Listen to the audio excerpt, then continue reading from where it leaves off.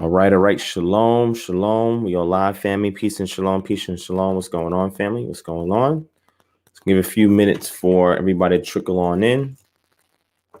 Give a few minutes for everybody to trickle on in, and then we'll go ahead and get started.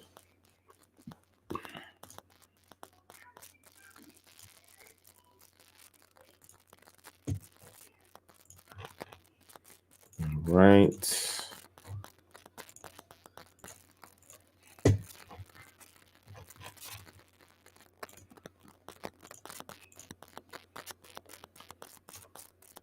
Okay.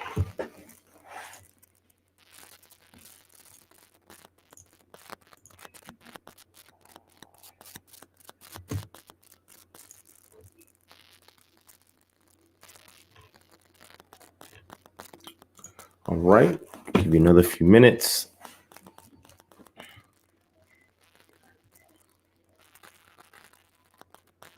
All right. So shout out to Matthew Ben Israel. What's going on? Benny Brew. What's up? Main Man. What's going on? What's going on? Robert Henderson. What's up? Joseph Donald in the building. What's going on, King? What's going on? All right, fam. Make sure you hit that thumbs up button on your way in. Make sure you hit the thumbs up on your way in. If you're brand new to this channel, hit that subscribe button. And after this session, go back and check out our archives. And make sure you share this video on all social media platforms. And let's get the word out. All right. Let's have a decent build on this evening. All right. Shout out to Donnell Jones in the building. What's going on? Shalom. Okay. Shout out to my brother, the Village Faction, sister Ya'a Asan Tawa, daughter of Yah in the building, Coco G. What's going on? Reckless Animosity. What's up?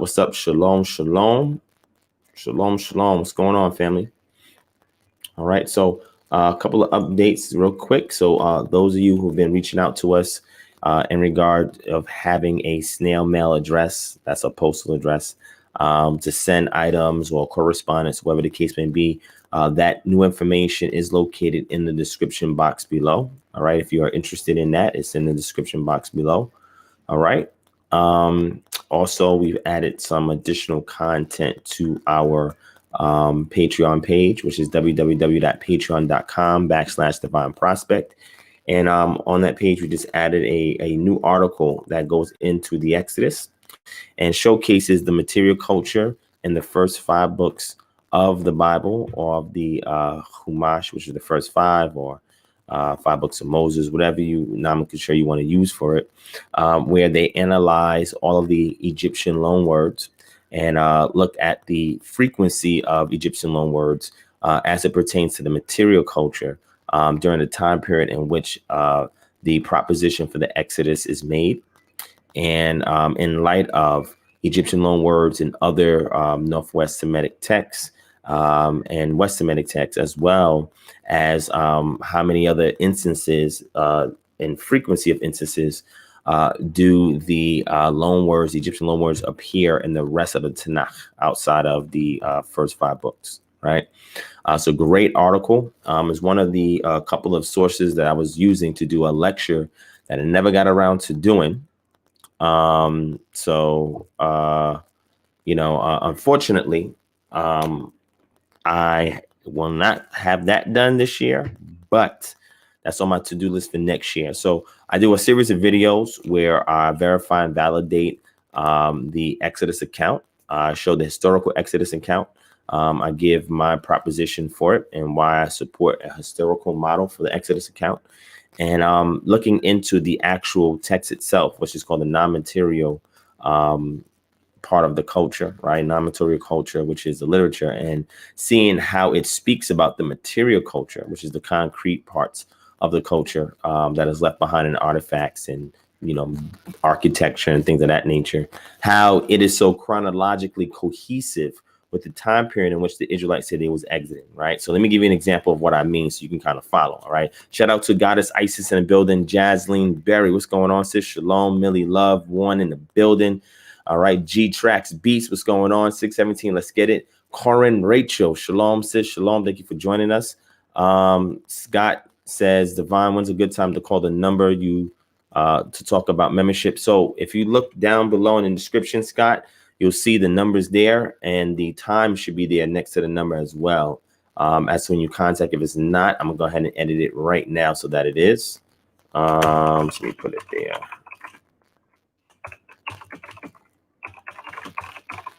All right, so it should show up right now in the description. Just refresh your page and you can go from there. Reckless animosity, yes, that's Francis Cress Welsing's work in regards to white supremacy, and the source of white supremacy is really private part envy. I want to be family friendly in saying that, right? That the white males are jealous of the phallus of black males, and therefore it kind of puts them in a state of insecurity because they're not as heavily endowed as the black man is. That it produces a type of innate envy, right? And that is what drives their persecution of black males, okay, or the effeminization of black males, or whatever you want to call it. You feel what I'm saying? So I'm very familiar with her papers. I actually seen a lecture she did before she passed back in 2014, I think it was. It was a long time, about over 6 years ago. So yes, I'm familiar with that work. I have that in digital form and I have it in physical form. So I'm familiar with Francis Cress Welsing's works and her ideology, right? So back to what I was saying, you know, give a more shout out to the Black Av in the building. Lucky Lou, S. McGee, what's going on? Janet Jackson, John and Dorsey, Leon Farlow. Shout out to my brother, Dimitri Elda. Dimitri, he's going to stay on top of me until he gets his t-shirts that is owed to him. So I got you, Ak. He said he was going to do this, man. This guy's serious. Shout out to my brother Dimitri Elder in the building. Shout out to O'Shea White. What's going on from H-Town? What's going on, King? All right. So let me go ahead and finish saying what I'm saying. So the point I was trying to make is that the reason why this is important is because let's say, for example, that I proposed that the Exodus account occurred in 1440 BCE. Now, that's my proposition. I propose that the Exodus happened around the mid 15th century, right? That's my proposition. So if I said the Exodus happened and during that time period, that means that the Israelites were in captivity a couple hundred years prior to that, okay? So if that's the case, Dimitri's crazy. If that's the case, then that means that if I'm saying that the literature is attempting to give an accurate account of historical events as depicted by the ancestors who are passing this oral tradition down before it is written to subsequent, receivers of this information, then you'd have to look at various things holistically to see if it agrees with the notion that you're saying the Exodus happened during this period of time. So how do we get to that point? So we start with the book of Exodus and we go to Leviticus, Numbers, and even parts of Deuteronomy, but mostly in Exodus and Numbers, right? That's where most of it is at. Leviticus and Deuteronomy, not so much so, but mostly Exodus and Numbers, right? And what you do is that you look into these texts and you parse out all of the Egyptian loanwords, okay? Parse out all the Egyptian loanwords and see what those words are, okay? So you parse it out, you do a chart, you see what those words are. Then after you see those words, you say, okay, now if I'm looking at the material culture, so if you go into ancient Egyptian culture, right, you'll see during the Old Kingdom, then you have the first, intermediate period, then you have the Middle Kingdom, second intermediate period, then you have the New Kingdom, third intermediate period, and then you have the Late Kingdom. After the Late Kingdom, it started to become foreigners and all that other stuff, right? So if I was to say that, hey, the Exodus occurred in 1440 BCE, and the events that are in Exodus leading up to that is during that time period, and I say that, yet if we parse out the Egyptian loanwords and we see a lot of those loanwords match what we find in the Old Kingdom, the Middle Kingdom, or the Late Kingdom, then that would go contrary to my proposition that the Exodus occurred during the New Kingdom period, okay? However, if I parse everything out and the Egyptian loanwords that are there matches the usage of those same terms during that period of time in the New Kingdom as it pertains to the material culture, not abstract stuff, but material culture, which means you have to live in that society in order to properly depict that material culture and use the proper Egyptian loan word to describe the material culture, and it lines up with the chronology that I have for the Exodus account, now I have a great case for what I'm saying. Because not only am I going to utilize things in the material culture to help to define the time period, but I'm also going to use the non-material culture by means of the literature in order to depict when this event occurred. Okay, so this is why I posted that article up there. It's a lecture that I started working on. I didn't finish yet, but I will complete it next year because I want to continue to give so many different angles to validate an Exodus account. Okay, that's my position. However, I try to ground it as much as possible because a lot of people exaggerate. I like to ground it as much as possible. And I'm going to bring out several sources that do agree with the things that I share and things that I pull out. All right. Shout out to Jack L. Black in the building, Sister Carla Thompson Leonard. Shalom, my brother Torio. Hashtag the Most High. What's up? S.E. Thompson, Erica Yashel 112. Shalom, sis. Yvette Powell, Salama fam. What's going on? Virtue in the building. Aishu Cole, shalom. Austin, Texas. Thank you for joining us. Sister V Love. What's going on? What's going on? Rebel Peasant in the building. What's going on? Devin, shalom. Alaikum, mishpachah. Same to you, my brother. All right. All right. So that's why that article is important. And what I'm going to do is I'm going to show you guys the cover of it so you can see some of the information in it, so you can kind of understand what it is that I'm saying. But when you get on the Patreon, you'll be able to see this article. You'll be able to read it from our articles archive, because I throw there's another separate section where I house a lot of the academic articles that align with the things that I say and teach on this channel. And if you have the Patreon access, you can get the checkout that section and look at all the articles that I have in the academic articles I have in there, and I just added this one, right? So I'm gonna show it to you guys on the screen real quick so you can see it. All right, here it is right here. Let me see if I can zoom in a little bit. It's not even helping. It's zooming in the thing behind it. But anyway, so here it says Egyptian loanwords as evidence for the authenticity of the Exodus and wilderness traditions by Benjamin J. Noonan from Columbia International University. All right.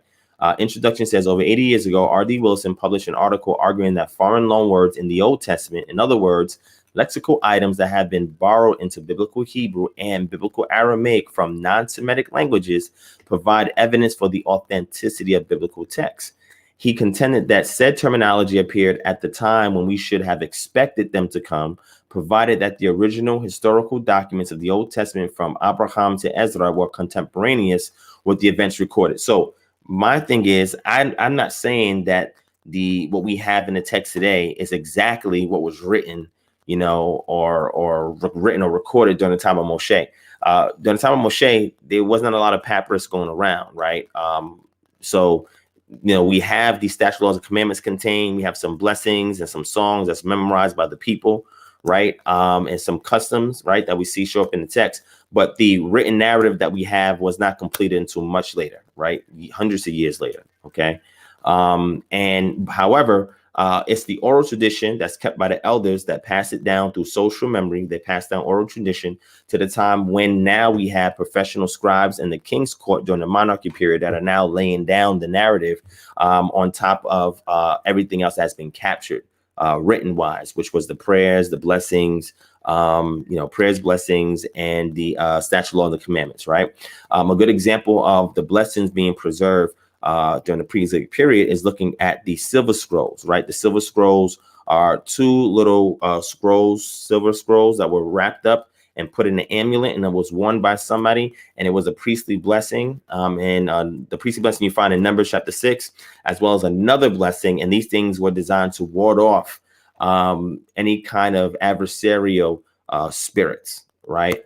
However, it is pulling from something that was captured in Numbers chapter 6, which is the Aaronic blessing, right? So that goes to show that blessings was something that was common, that the people knew, that they shared, that they talk about. And when we compare the Silver Scrolls version to what we find in the text, it matches up almost line for line. You understand what I'm saying? So that goes to show that the transmission rate is very good when it comes to at least the blessings, right? So if we use that as a metric, we can measure that against, or we can also say, well, if they're keeping songs like the Song of Miriam, which is also the Song of Moshe, the songs also was something that they would remember, because the Most High told Abraham. Matter of fact, let me bring it up on the screen. Let me show it to you. Let me show you something deep real quick. All right, check it out. All right, and as you guys are coming in, hit the thumbs up button, hit the thumbs up as you're coming in, hit the thumbs up as you're coming in. All right, appreciate that, family. Shout out to SOG Dre in the building. What's going on? My brother JT Preacher. What's going on? Abbott Cole. What's up? What's up? Christopher Jackson. Ezra in the building. What's up? Lord Judah. Malak Daweed. Yesha Moore. What's up? What's up, family? Again, hit that thumbs up. Share this video. Hit that thumbs up. And thank you to everybody that's showing support now on the Patreon, as well as the super chat. If I miss you, thank you. I appreciate that. And our contact information is in the description below. Okay. All right. So let me check this out. Let me show this to you.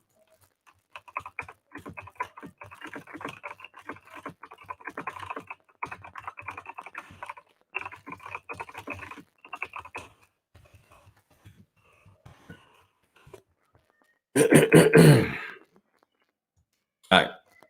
So let's go to Deuteronomy chapter 31.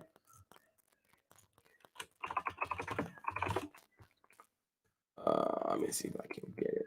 Deuteronomy chapter 31 and verse 19. Well, we're going to go a little bit up for context, okay?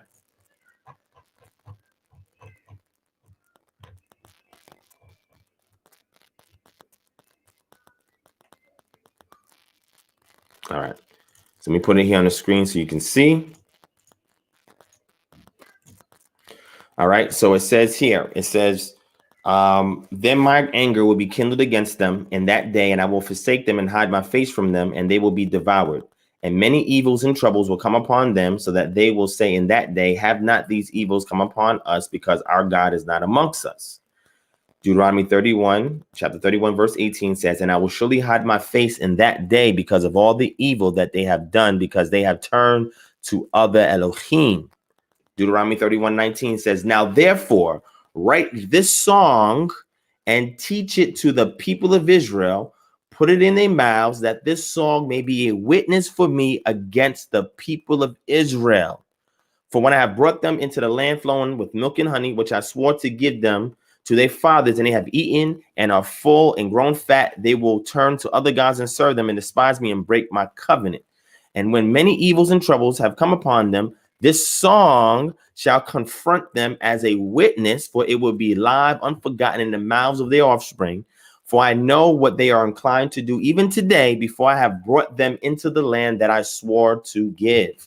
So now the compendium that we have in regards to the statute, laws, and commandments. The Most High says, take the statute, laws, and commandments, and not only take it and put it in the side of the Ark of the Covenant as a testimony against the children of Israel, but also take it and put it in a song. So the reason why you're doing this is because when they go into the land, they're going to remember it. When they do the wrong thing, it's the song that's going to remind them of the things that they're doing wrong. So those are my Israelites that are out there who are musicians and artists. Okay, you have a very crucial role, because your job is to put our culture in your lyrics.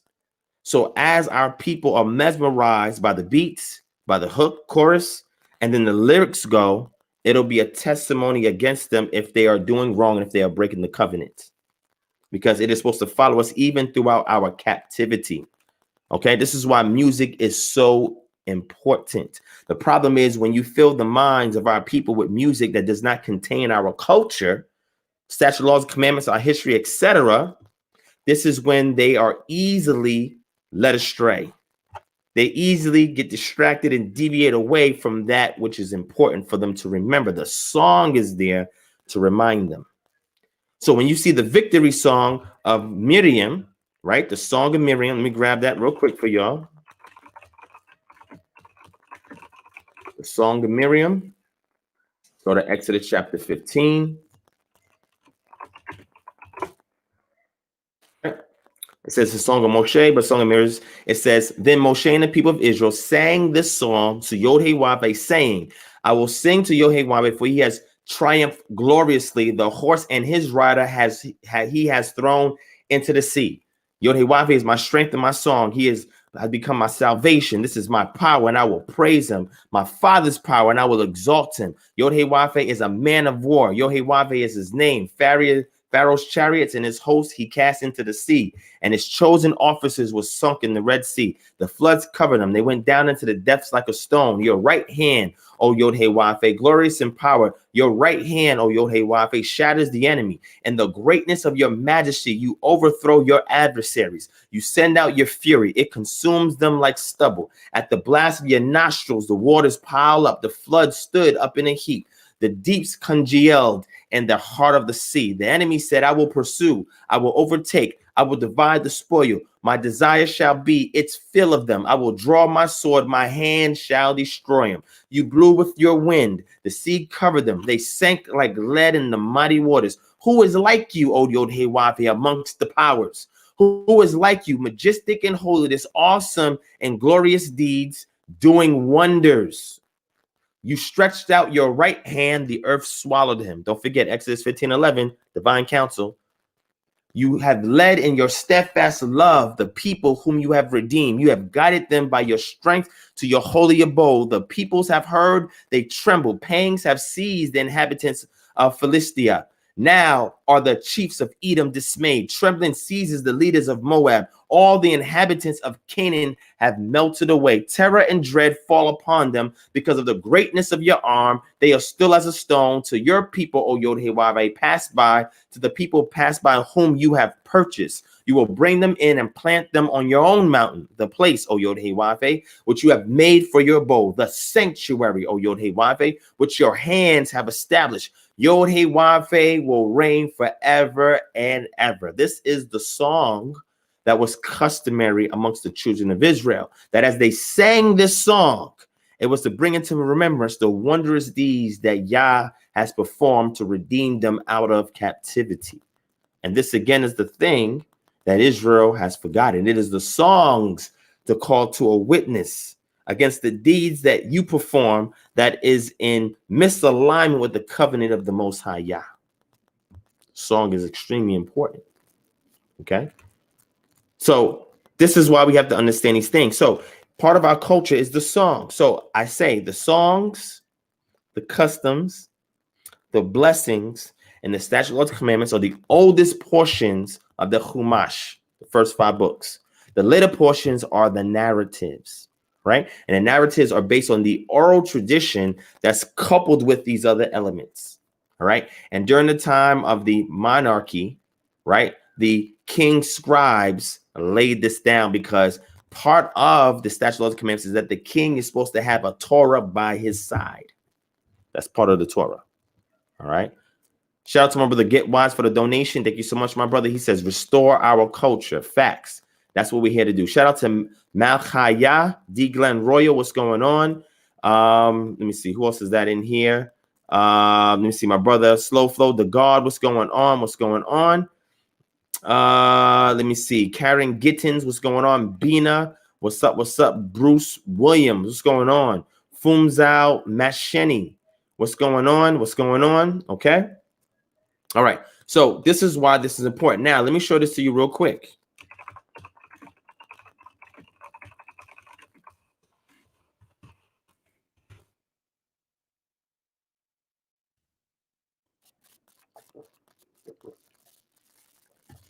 Let me show it to you. Give me a second. Let me see if I can bring up the article that I want to show. Is this it?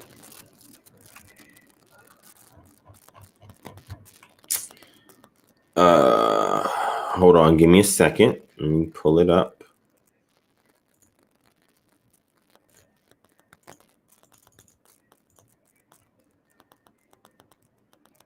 Is this it? I think this is it. Let me see.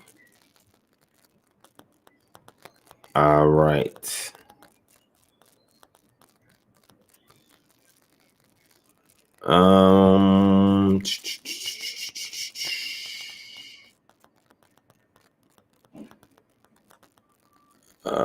Okay, I think I have it. Let me see. All right, let me show this to you real quick so you can see.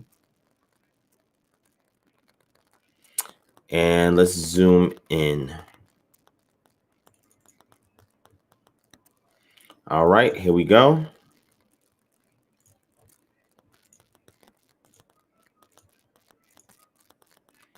All right, this is the breakdown of the second scroll. There's two scrolls. Like I said, two scrolls over there. The second one says, may he be blessed by Yod-Heh-Wav-Heh, the warrior helper, and the one who rebukes evil. Now, look, check this out. You see this word right here? Let me zoom in because it's probably small. Okay, does anybody here recognize this word right here? Looking at the root, right? Which is ayin, zayin, resh, right? Not the definitive article prefix ha, right? Or they, the conjunction with shewa underneath, the wav. But we're looking at this right here, all right? Can anybody identify this right here? Let me know. What comes to mind when you see this? Where else have you seen this at that comes right to mind? I want to make it big enough so you can see it on the screen. Anybody, let me know. Let me see if y'all are active in here. All right. Ayin, zayin, resh.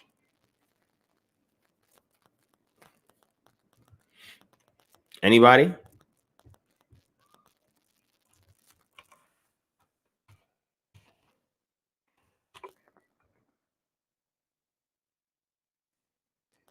Anybody? Want to give a shot at it?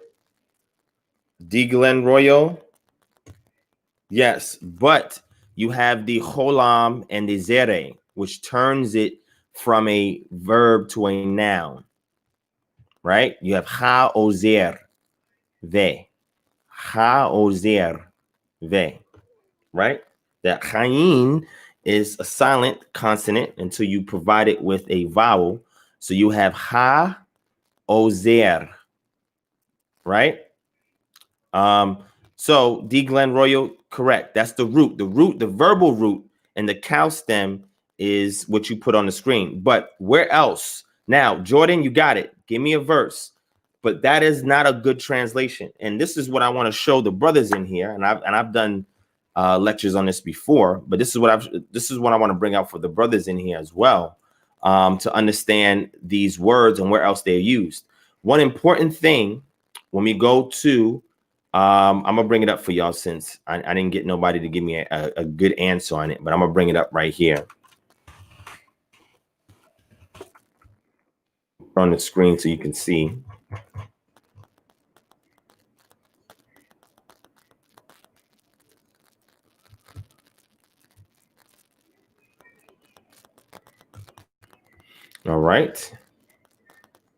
All right, so let's go to Genesis chapter 2, verse 20. I'm bringing it up on the screen so you can see.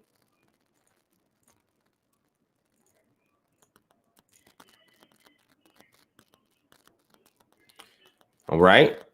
So, and Adam gave names to all cattle and to the fowl of the air and to every beast of the field. But for Adam, there was not found an what? It says help meet for him. That word is right here. Can y'all see it? Let me zoom in some more. I think I'm super zoomed in now. See this word right here? See the root? Ayin, zayin, resh. See that? Ezir. Ezir. Zere segol ezir. Right? Ke neg do. Ke neg do. Ezir kenegdo, right? This right here is a suffix meaning his, third person masculine, his, and this right here, the kaf prefix with the sheba underneath, right? So check this out. When we read here in Numbers, well, not Numbers, but in the silver scroll that I was just reading to you, let me go back to it.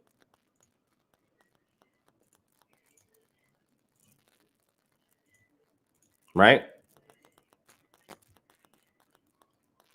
We have here, ha, ozer, ve, or we. Ha, ozer, way. Way is just a conjunction, so never mind that. But ha is the definite article meaning the, but the root is ozer. All right, the helper. It says the warrior. It's not warrior because we know the word geber is warrior, right? So we know this is not warrior. It should be translated as a helper, but helper in what sense? Meaning that not somebody that just assists you, but somebody that brings you out of trouble, somebody that brings you out of a dire situation, right? So the Most High saw that Adam did not have an ozer. Now, it could have been the Most High himself could have been like, no, he can just rely on me. But the Most High decided to give an ozer or a helper to who? Adam. So that way, in the times of need, that helper can be there to pull him out of a miry pit, to help with the redemption process, to assist and get things towards intended goal. So ozer is used of the Most High and the author's reliance on the Most High to get him out of miry situations.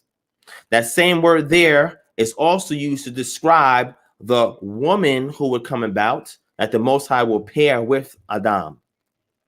Okay? That's just a little parenthetical I just wanted to add there. Okay? All right. D. Glenn Royal, facts. Face to face with him.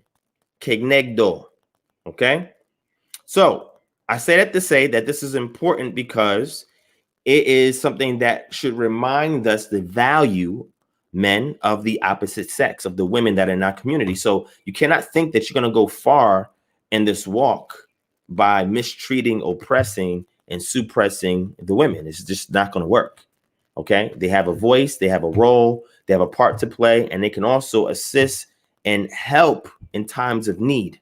All right? Because that's why they're there. Because man cannot do it by himself. So the Most High equipped him with the woman. That's what the text says. Right? Interesting is the man's, check this out. The word for male goes back to the root zakar, which means to remember. So it's his job to remember these things.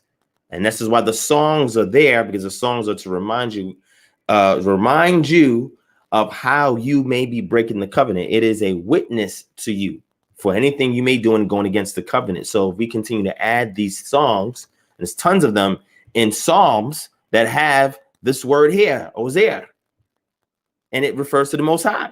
So when that word comes to mind, say, oh, the Most High says I got to give Adam one that's on the same level with him, because I'm up here. I got to give one to him on this level. This is not good for him to be by himself, alone. All right. Okay. So let's continue to read what we have here. Okay. Let me show it to y'all. And by the way, family, Paleo Hebrew is not a language. I just want to make sure I make that clear. I just want to make sure y'all understand that. All right. Paleo Hebrew is not a language. Anybody that believes it is a language, right? Let me know. It's a script that reflects a language. All right. Just like we have the Aramaic square script here, we have over here the Paleo script with no diacritic marks. Okay. But this is not a language unto itself. It reflects a language, right? It's how the language is represented in writing form. Okay.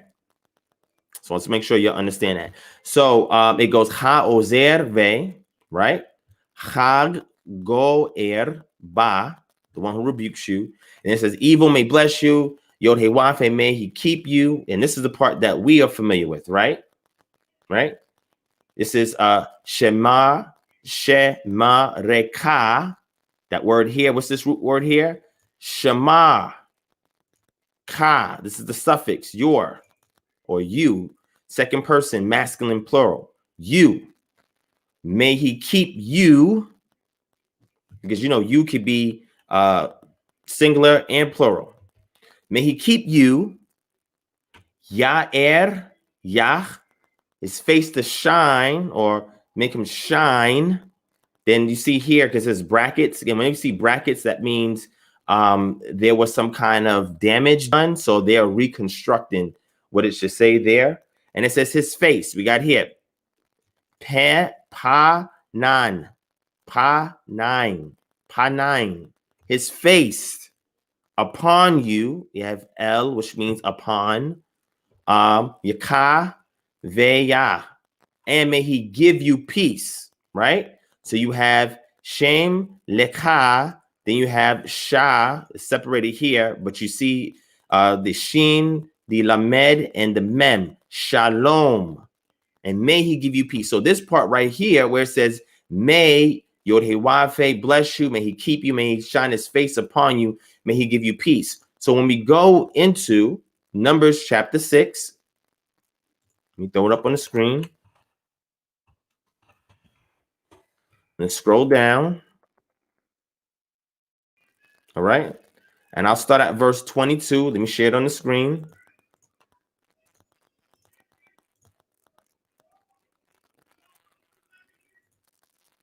It says, Yod-Heh-Wav-Heh spoke to Moshe, saying, speak to Aharon and his son, saying, thus you shall bless the people of Israel. You shall say to them, Yod-Heh-Wav-Heh bless you and keep you. Yod-Heh-Wav-Heh make his face to shine upon you and be gracious to you. Yod-Heh-Wav-Heh lift up his countenance and give upon you and give you peace. So we see variants, a few variants. However, the structural integrity of the transmission of this particular blessing has been intact from the pre-exilic period, which they date to 600 BCE is where they date the Silver Scrolls, all the way until this Masoretic text, which we have that comes about from the Leningrad Codex about 1000 AD. So you're looking at the transmission from 600 BCE to 1000 AD. That's 1600 years of having this blessing. And that over that 1600 year period, you only have a few variants. That is deep. That goes to show you the integrity of the transmission rate over time amongst different groups. We don't even know the individual that possessed the Silver Scroll. We don't know what group that person was part of in Israel and the land during the time period of 600 BCE. But the Masoretes that they've preserved in their Masoretic text, what we call, and the representative of that we use for a lot of the Bibles that we have today is the Leningrad Codex. This is one of the extant manuscripts that we have that has been fully preserved. Okay, and we also have the Aleppo Codex one, but that one is damaged, right? So if you're looking at 1600 years of the what's called the Aharonic benediction or blessing, through 1600 years, it only suffers a few variants. That's incredible. I don't know if anybody realized that. All right. Okay. So let me transition from that because I see some of y'all asked some questions. Let me see if I can answer what's going on in here.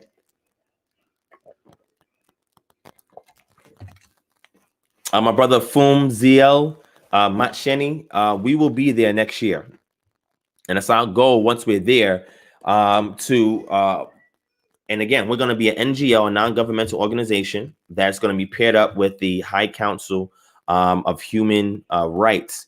It's the Office of the High Council over Human Rights of the UN, and work with the working group of experts and that committee in regards to dealing with human rights violations in various countries, right? So when we get there to your region, that's something that we want to bring awareness to in that area. Okay, so we're gonna do what we can to help. All right. So Malak Daweed says, can you break down the kippah on your head? So the kippah that I'm wearing right now is a West African cultural headdress. It's worn by a lot of traditional West Africans, and it's also worn by Muslims as well. He says kippah, right? Kippah would be your, what you would use as the Hebrew version of it. But kufi, again, as you can see, it's the same cognate, right? Kufi is what I call it, will be more of your Arabic rendition of it. So it's just a cultural headwear, right? That's worn by people in West Africa. So we had our Israelites there, Muslims were there, and traditional West Africans who study traditional West African spirituality are there. And this is a common cultural headdress that's worn by the men there in that region. So that's why I have it on. Okay. So hopefully that answers your question. Oh, my apologies, sis. You're right. Your first name is feminine. My bad. I'm sorry, sis. But yes, thank you for the heads up. Like I said, that's the goal. The goal is to come there and bring awareness and push for change from the South African government to get involved in these affairs. So that way that brutalization does not take place and the violation of human rights against our sisters does not happen in that region. Okay. So those are one of the things that we do want to bring awareness of, because that's one of the initiatives of the UN. However, when you don't have enough people who are aware of these things, you can't really push and use that as leverage against the government where this is trying to be implemented at. Okay. All right. So yes, Paleo is a script and it reflects what's called biblical Hebrew, or it can also reflect archaic Hebrew, or it can also reflect Iron Age Hebrew.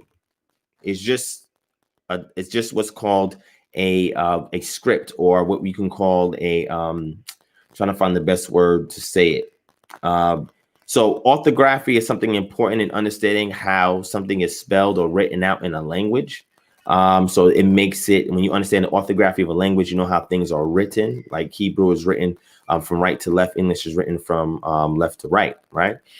So that's the orthography, the way things are spelled or written, right, in the direction which is done. Morphology is the way that words look. And from the morphology, you can start to parse things out. Syntax is when you put different constituents of the phrase together, you get a coherent sentence, right? But the Paleo, again, is just a script that represents a form of biblical Hebrew. Now, we have the Dead Sea Scrolls, which is the earliest representation of the usage of the Paleo script to represent the biblical text, okay? And that's from the Dead Sea Scrolls, okay? Now, if you go to the Leon Levy website, they have a preservation Dead Sea Scrolls. They have microfiche and photographs of them. You can go back and check them out. And you'll see the versions, like 4Q22 is a portion from Exodus that's written in the Paleo Hebrew script, all right? So if you're asking me what script was the Torah written down and everything that was written down initially, I would tell you it was the Paleo Hebrew was what it was written down initially, right? And the preservation of that is found within the Dead Sea Scrolls, okay? So that's the script that was written to represent biblical Hebrew. But you also have Mishnaic Hebrew, you have archaic Hebrew, you have the Hebrew that's written on pottery shards, what's called astrakhan, like the Telerad letters, or like the Lachish letters, right? Or like the Shalom inscription, right? So you have various inscriptions that are written that have other lexical items that are not found in a lexicon for biblical Hebrew, and some of the syntax is different. Another example of it, a lot of times the name of the deity or the earliest names of the deity is Yod He Wav, and that's what I use to represent the name of the deity. Yod He Wav comes later, right? Or it's an extended form, but it actually changes the entire semantics of the actual word itself, because now you have a conjugated verb as opposed to something that is a noun, right? Yod He Wav, okay? And you also see Yod He Wav preserved as suffixes and prefixes in names, right? Like Yehoshua, right? Or like Eliyahu, right? Yeho, Yahu. These are preservations of Yod He Wav, because these are familial and they go back further than Yod He Wav He, right? And this is why it was kept and preserved, because even if you put out a name, you can't really put a Yod He Wav He in there, because it just morphologically speaking, the rules for the language, it would just look weird to have it as a suffix. So some scholars say it's a shortened form. Yod He Wav is a shortened form of Yod He Wav He, but there's other scholars that say different, and I agree with those other scholars through my research, all right? So again, the Paleo Hebrew is merely a script that represents a language. And you have different forms of the Hebrew language. You have archaic Hebrew, you have biblical Hebrew, you have Mishnaic Hebrew. There's different forms of Hebrew. And you can use the Paleo script to represent any of those forms of Hebrew. Matter of fact, a lot of modern Hebrew that's written today is written without the diacritic marks, and you can substitute it for Paleo Hebrew characters. And somebody who is Hebrew can look at that and they can read it, right? As long as they know what are the corresponding square script forms of that actual what we call letter, then they would understand it. You have to teach them what's called the abjad. The abjad is any item that showcases all the letters in a particular language. And we actually have that for Hebrew. And I brought this out in a lecture I did back in 2016, December 2016, right? So Aisha Clark says, do you have any past lectures on Hanukkah? Where can I find them? No, I don't have any lectures on Hanukkah by itself. I do mention the Feast of Dedication in some lectures and where I talk about the intertestamental period. One of those lectures is the patriarchal priesthood in the Bible unveiled. However, I have answered questions about Hanukkah in various live streams. So if you have any questions in regards to it, I'll be more than happy to answer it for you and provide you with a source so you can do further reading for yourself. Okay. All right. Shalom to Adia Williamson in the building. What's going on? Sadaria Halliburton. What's up? What's up? Let me see. Any other questions? Again, like the sister says, Ya'a Asantawa. She says, hit that thumbs up, family. Hit that thumbs up. Hit that thumbs up. All right. So anybody else have any questions or anything? If not, I'll just keep freestyling, right? But if you have a question, put it in the chat. And this is the time to ask me so I can answer it for you. All right. If not, I'll just keep freestyling. All right. So let me pull something else up here. A very good book that I think should be read here so you guys can understand this heretic term. This is a really good book. Hold on, let me show it to you real quick. I'll throw it on the screen. All right, this is it right here. See it? It's called The Gospel According to Heretics, Discovering Orthodoxy Through Early Christological Conflicts. All right.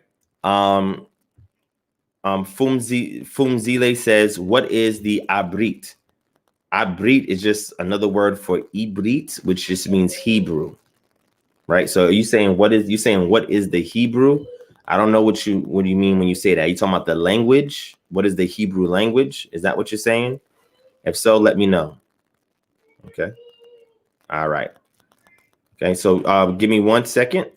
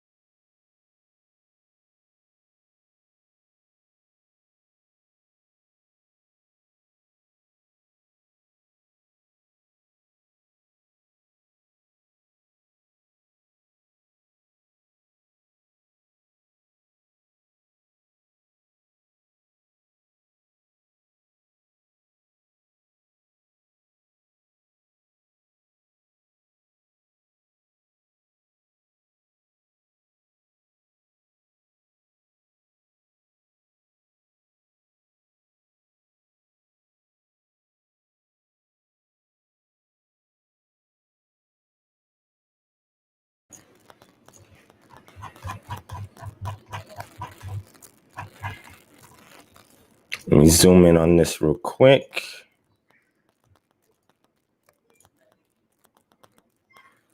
All right.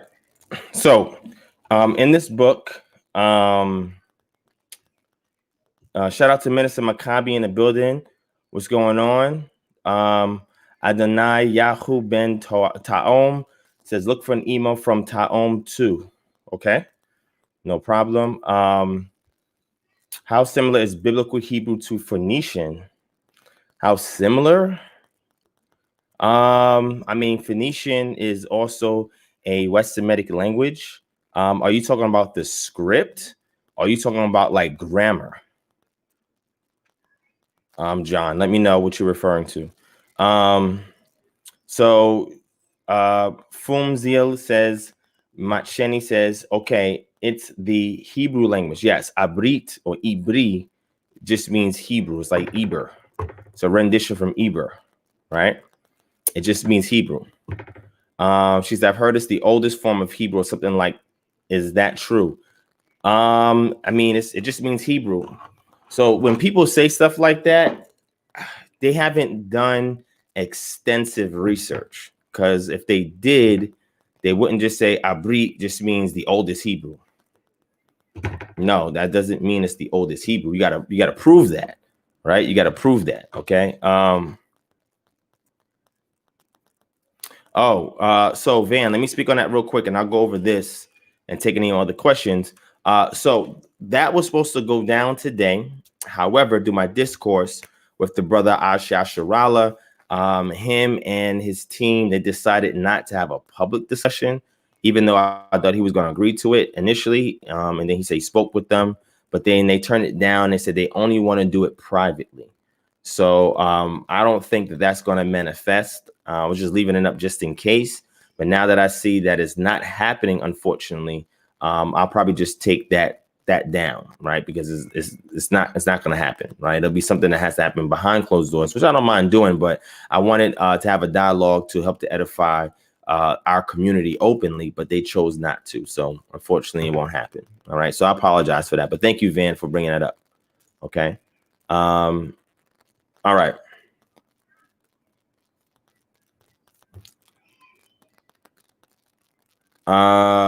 So shout out to Elder Art Lindsay in the building. Says, Divine, can you give us your take on Dr. Yasapa of the Zion Law School and the way he teaches the language? If you had an opportunity to check the video I sent you.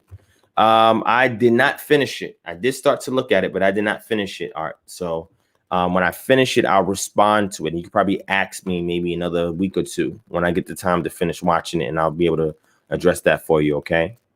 All right. So John says, are there any similarities? I've come across readings that mention similarities between the two. Yes. So if we look at Phoenician and we look at inscriptions, Hebrew inscriptions that are contemporary to Phoenician, then yes, you can compare. They're comparable because they're West Semitic scripts, just like Ugaritic is comparable with Phoenician and Hebrew, right? And Aramaic, right?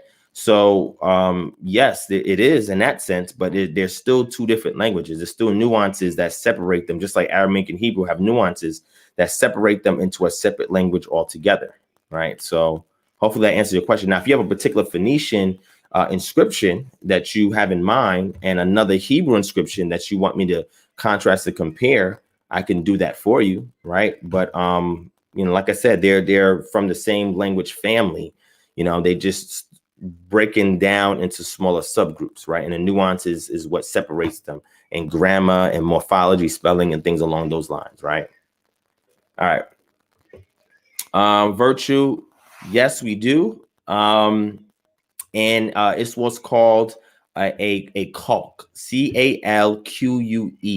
We see Hebrew calques in West African languages, such as Igbo, right? It's one of the languages that have calques in it. And Remy Alona was working with a Hebrew professor in Jerusalem, and they had created this study that was comparing some words in Igbo with words in Hebrew, and showing the affinities between these words and the high frequency of affinity between certain words, right? So these were words that found its way into the Igbo language, right? Through acculturation and things along those lines. So there is from the people that I've studied and I've spoken to who've done the research in that realm. I would love for them to submit an academic paper for peer review on that, and I would love to even assist with that. But until I see that, I can't say it's 100% definitive. But from the things I've seen, a case can be made to showcase Hebrew words that are in West Africa. All right.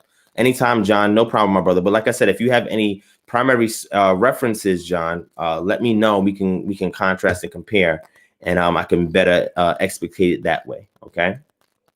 All right. So Ebony Knowledge says, recently realized how dogmatic you are. Just an observation. Huh? I'm not sure what you mean by that. You said you recently realized how dogmatic I am. Are you saying that I'm dogmatic? That's what you're saying?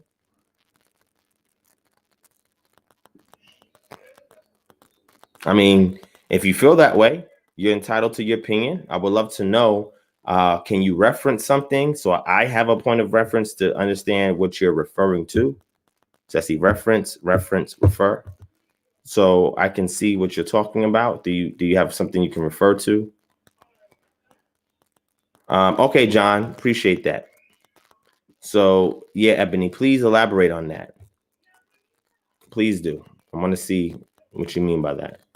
Okay, so what I have on the screen is different teachers or leaders that existed during the ante-Nicene period, up into Arius, I would say, and Apollinaris or whatever.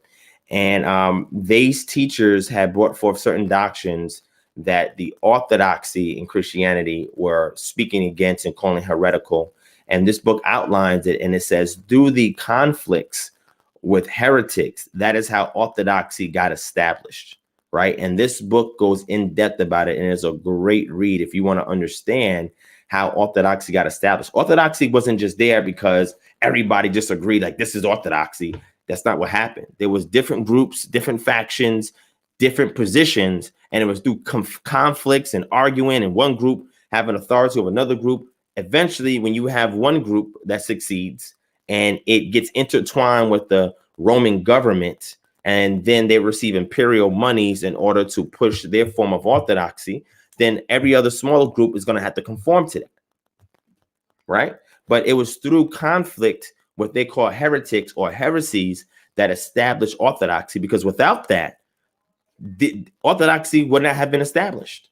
And this book goes in depth into that. And I think it's a great read. And I will put it on the Patreon after this session is over. So if you're part of Patreon, you can be able to check this out, as well as tons of other books that we have on there, and articles and exclusive content, etc. Right? And if you want to go there, it's scrolling down the screen. It's www.patreon.com/DivineProspect. Okay. All right. So yeah. So Ebony Knowledge, you said that I am dogmatic. All right, cool. So Ebony Knowledge, can you please explain to us, what have I said in this session? What have I taught previously that you feel is dogmatic? Okay, please. Because I have a shirt that's called Death to Dogma, and on that shirt I give a definition of dogma, right? And what I teach is not dogma. I'm trying to understand, like, why, what do you see as being dogma?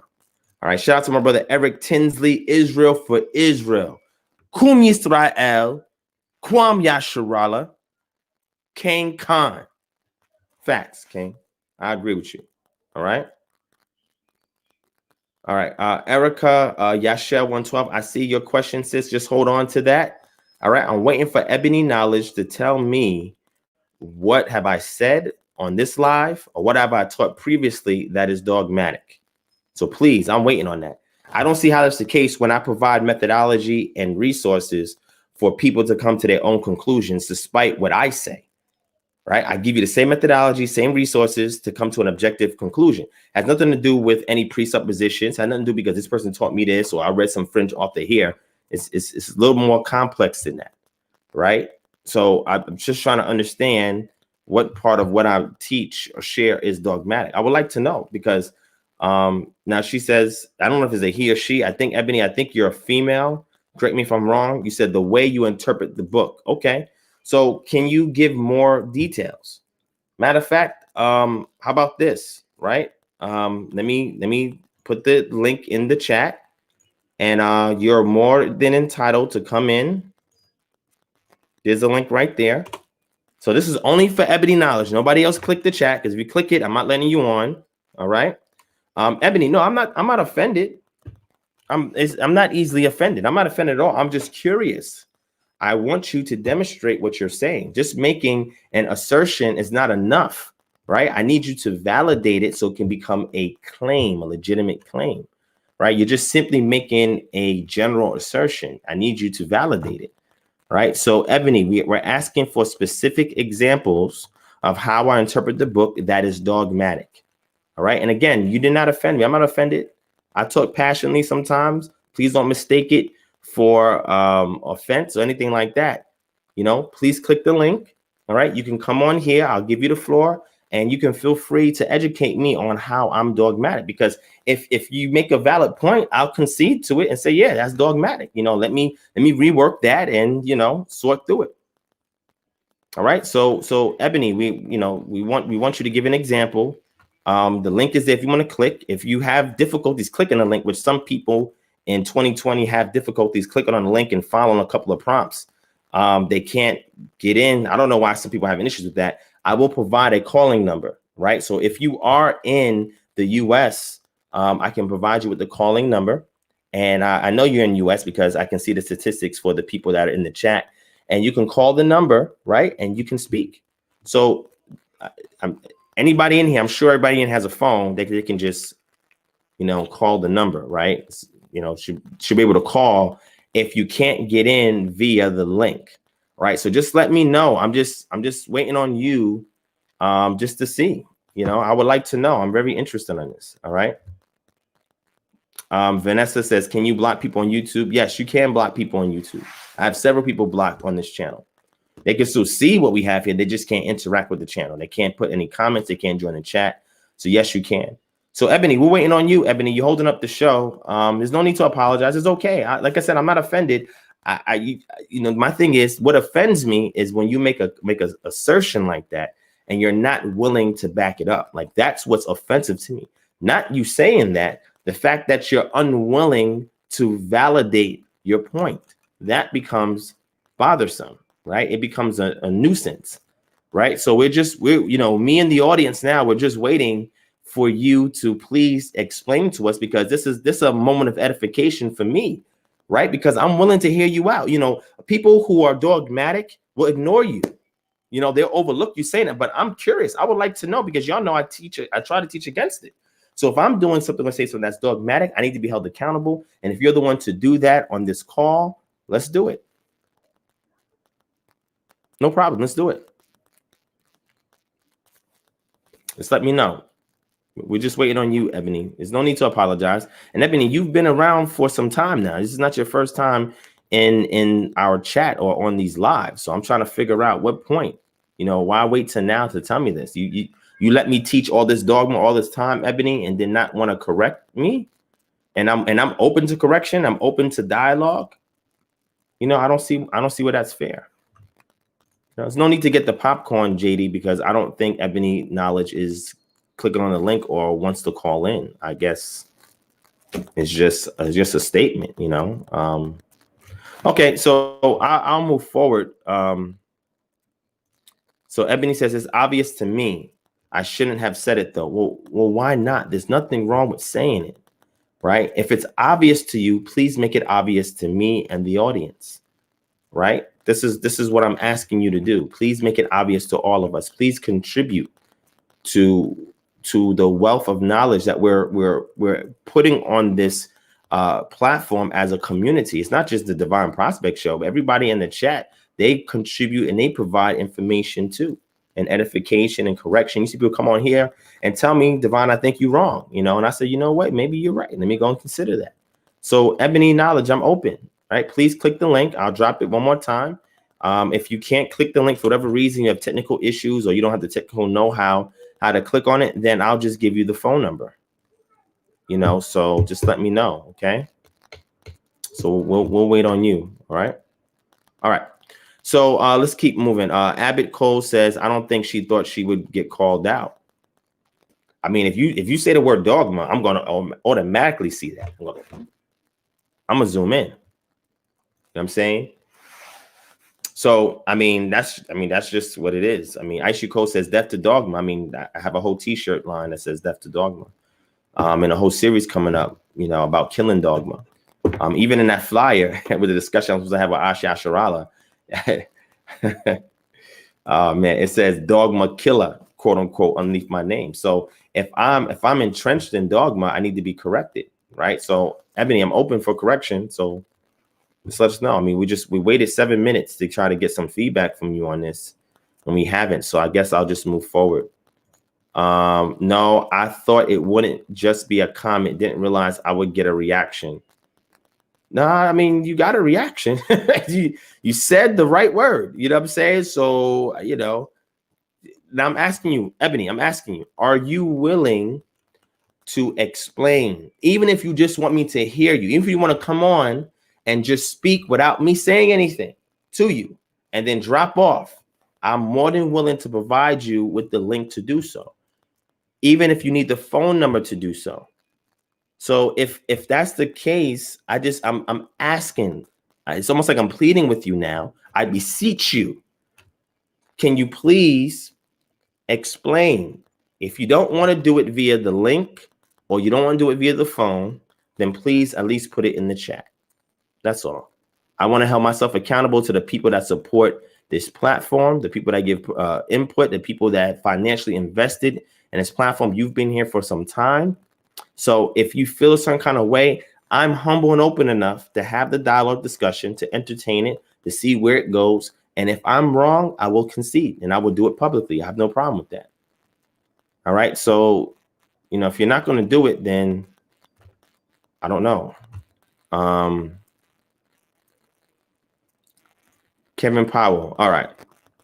So, Kevin, I don't have a stance on that either way because I have not seen any paper written on it definitively. However, I lean more towards what my brother Benaiah and Pastor Kelly and Pastor Brown has been bringing out. I lean more towards that, but I cannot speak definitively on that until I see some kind of paper written on it, right? That's just where I stand, right? So looking at the preliminary data and translation of it, and transliteration into Square Script Hebrew by means of the professor that Pastor Brown has cited on his channel. So I see that a lot of the weight swings or the pendulum swing towards that direction, right? But I can't speak definitively until a paper is written that's able to outline this and we can go further and deeper into it. All right. Okay. All right, so Ebony says, okay, I have to think how to express it clearly. Well, if it's obvious to you, Ebony, just express it to us the way that it is obvious to you, right? You don't, we're not asking you to do some PhD dissertation right now, right? We're not asking you to do that. I just want you to express it the way that it is obvious to you. And trust me, I will do my best to interpret what is being said so I can consider what's being said because you may have a point. Okay, that's all. So Jonas Cadet says 2 Samuel 23:20. Let's take a look at that.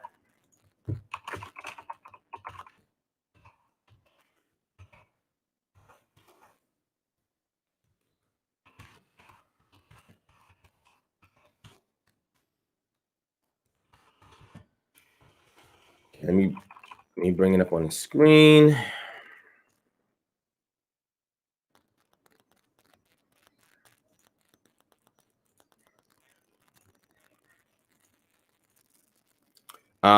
He was the most renowned of 30 and became their commander, but he did not attain to the 3. And Benaiah, son of Jehoiada, was a valiant man of Kabzeel, a doer of great deeds. He struck down 2 Ariels of Moab. He also went down and struck down a lion in a pit on a day when snow had fallen. So you saying that this is a what creature you saying here?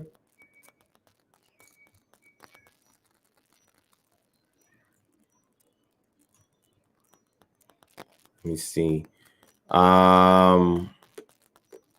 Wehika et ha'aria ha'ari betok habor beyom hasaleg. So ha'ari is the lion. That's what you're talking about, that part? I'm trying to figure out are you referring to where it says the Ariel, which translated as lion-like heroes? That word I think is dubious, and it doesn't really have a known root. I think it's like a construct of Ari and El, and Ariel could be like a deity as well, like some kind of protective deity. Oh, I think I know what you're talking about. You're talking about the demons that I brought up before, right? The Shedim or the Sedu. Is that what you're talking about, like that? Okay, yes, because this doesn't, they don't really know how to interpret this, but from the looks of it, with the theophoric suffix L, it looks like that it could possibly be like some kind of deity, right? That's a protective deity of those people called Ariel, right? So yeah, that's possible. I mean, it's possible. The other translation says like lying like heroes or something like that because of Ari, you know. So I mean, yeah, you possibly have a point there.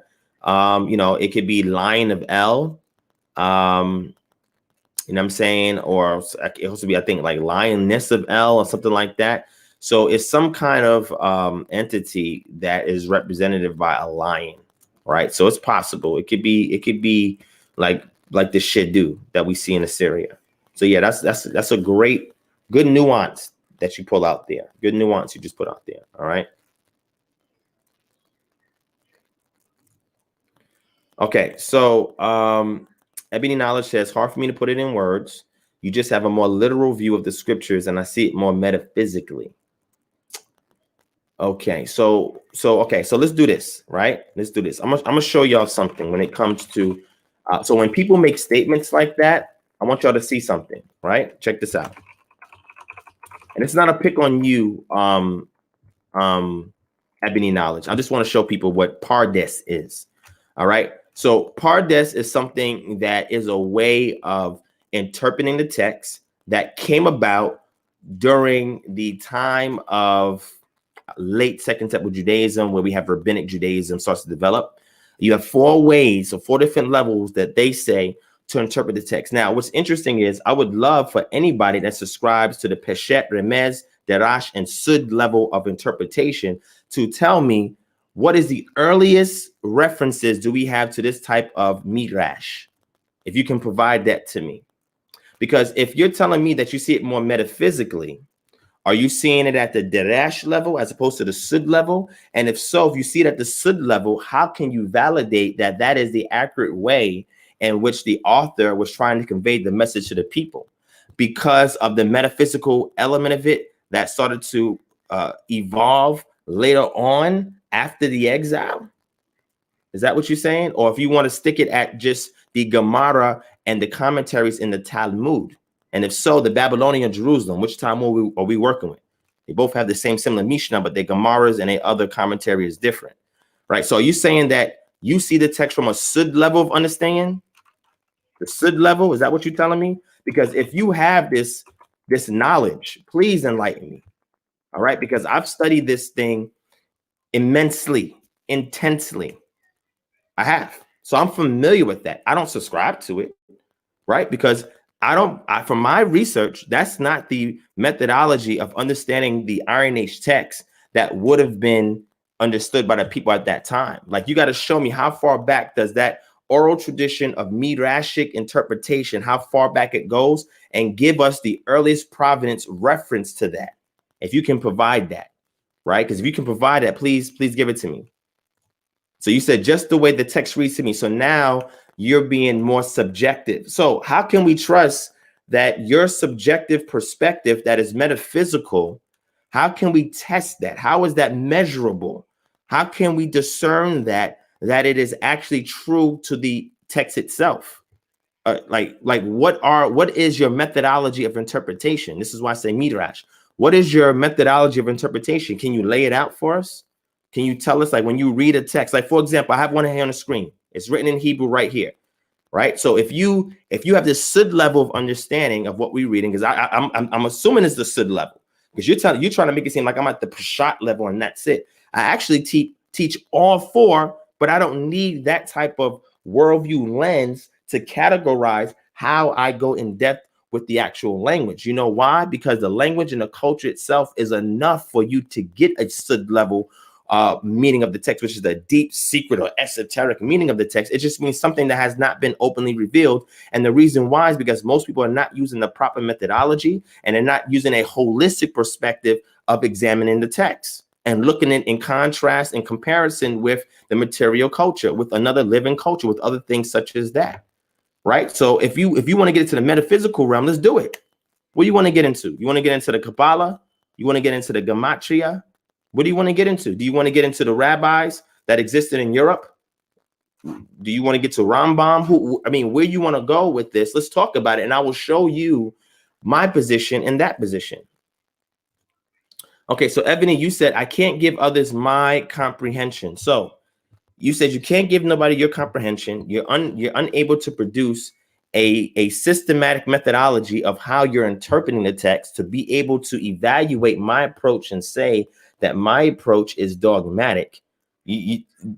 Dogma. So Ebony, can you place in the chat your definition of dogma? Because maybe we have two different definitions, and maybe that's where we are getting misconstrued what we are trying to convey to each other. So can you please put the definition of dogma in the chat so I can read it as well, and we can build from a common understanding of the semantical value of the term, right? So if you don't mind, if you can put that in there, we can check it out. But again, just let me know where you're going at with this.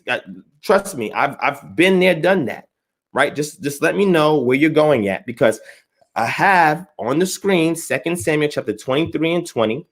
You can break it down, parse it down to what's in Hebrew so we can understand the grammatical element of what we're reading, right? And we can see the coherency and consistency in which you are parsing out and being able to convey what's going on there and be able to deconstruct and reconstruct the text after the parsing, so that way you can give us the interpretation of it as it's being said literally. From there, show us the hint or the remez level, the allegoric or metaphorical elements that are layered in here, and then show us how you are interpreting that. Once that's done, show us the seeking or the inquiring element of the darash, which is the midrashic interpretation, which you guys can see in the Talmud and also the writings of Ramban and others. And then the sud level.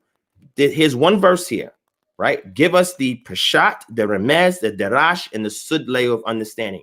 If you can lay that out for us systematically in the chat, take your time, right? I'm here for another 30 minutes. Take your time, lay it out in the chat, right? If you can't get on the line and talk about it with me face to face or call in, that's okay.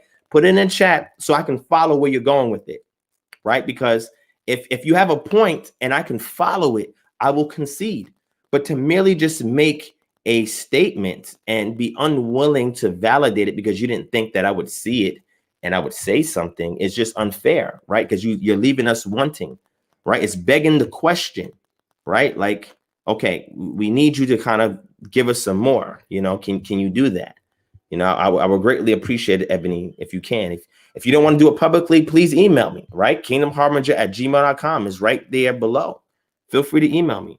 And again, I have no problems with my brothers and sisters who take that approach to the text. I have no issues with that. They're free to do that as long as they want. Hey, you can go ahead and do that. I respect that. But if you're going to call me dogmatic, see, that's the only problem, right? You said I was dogmatic. So I just want to know how. If you can express to me how, and you can lay it out systematically, I can concede to it if you're making a valid point, and I will publicly say, you know what, she or he is right, and I'm wrong. But if you're simply going to say, well, it's obvious to me, and then you say, well, I don't really have the words to express it, and then you say it's your literal interpretation of the text. Okay, well, there's other nuances that are there that I kind of demonstrate just from reading the text. So I'm not just at the Peshat level, right? I'm at least, you got to give me some credit. I'm at least at the Remez level, right? Or the Derash level.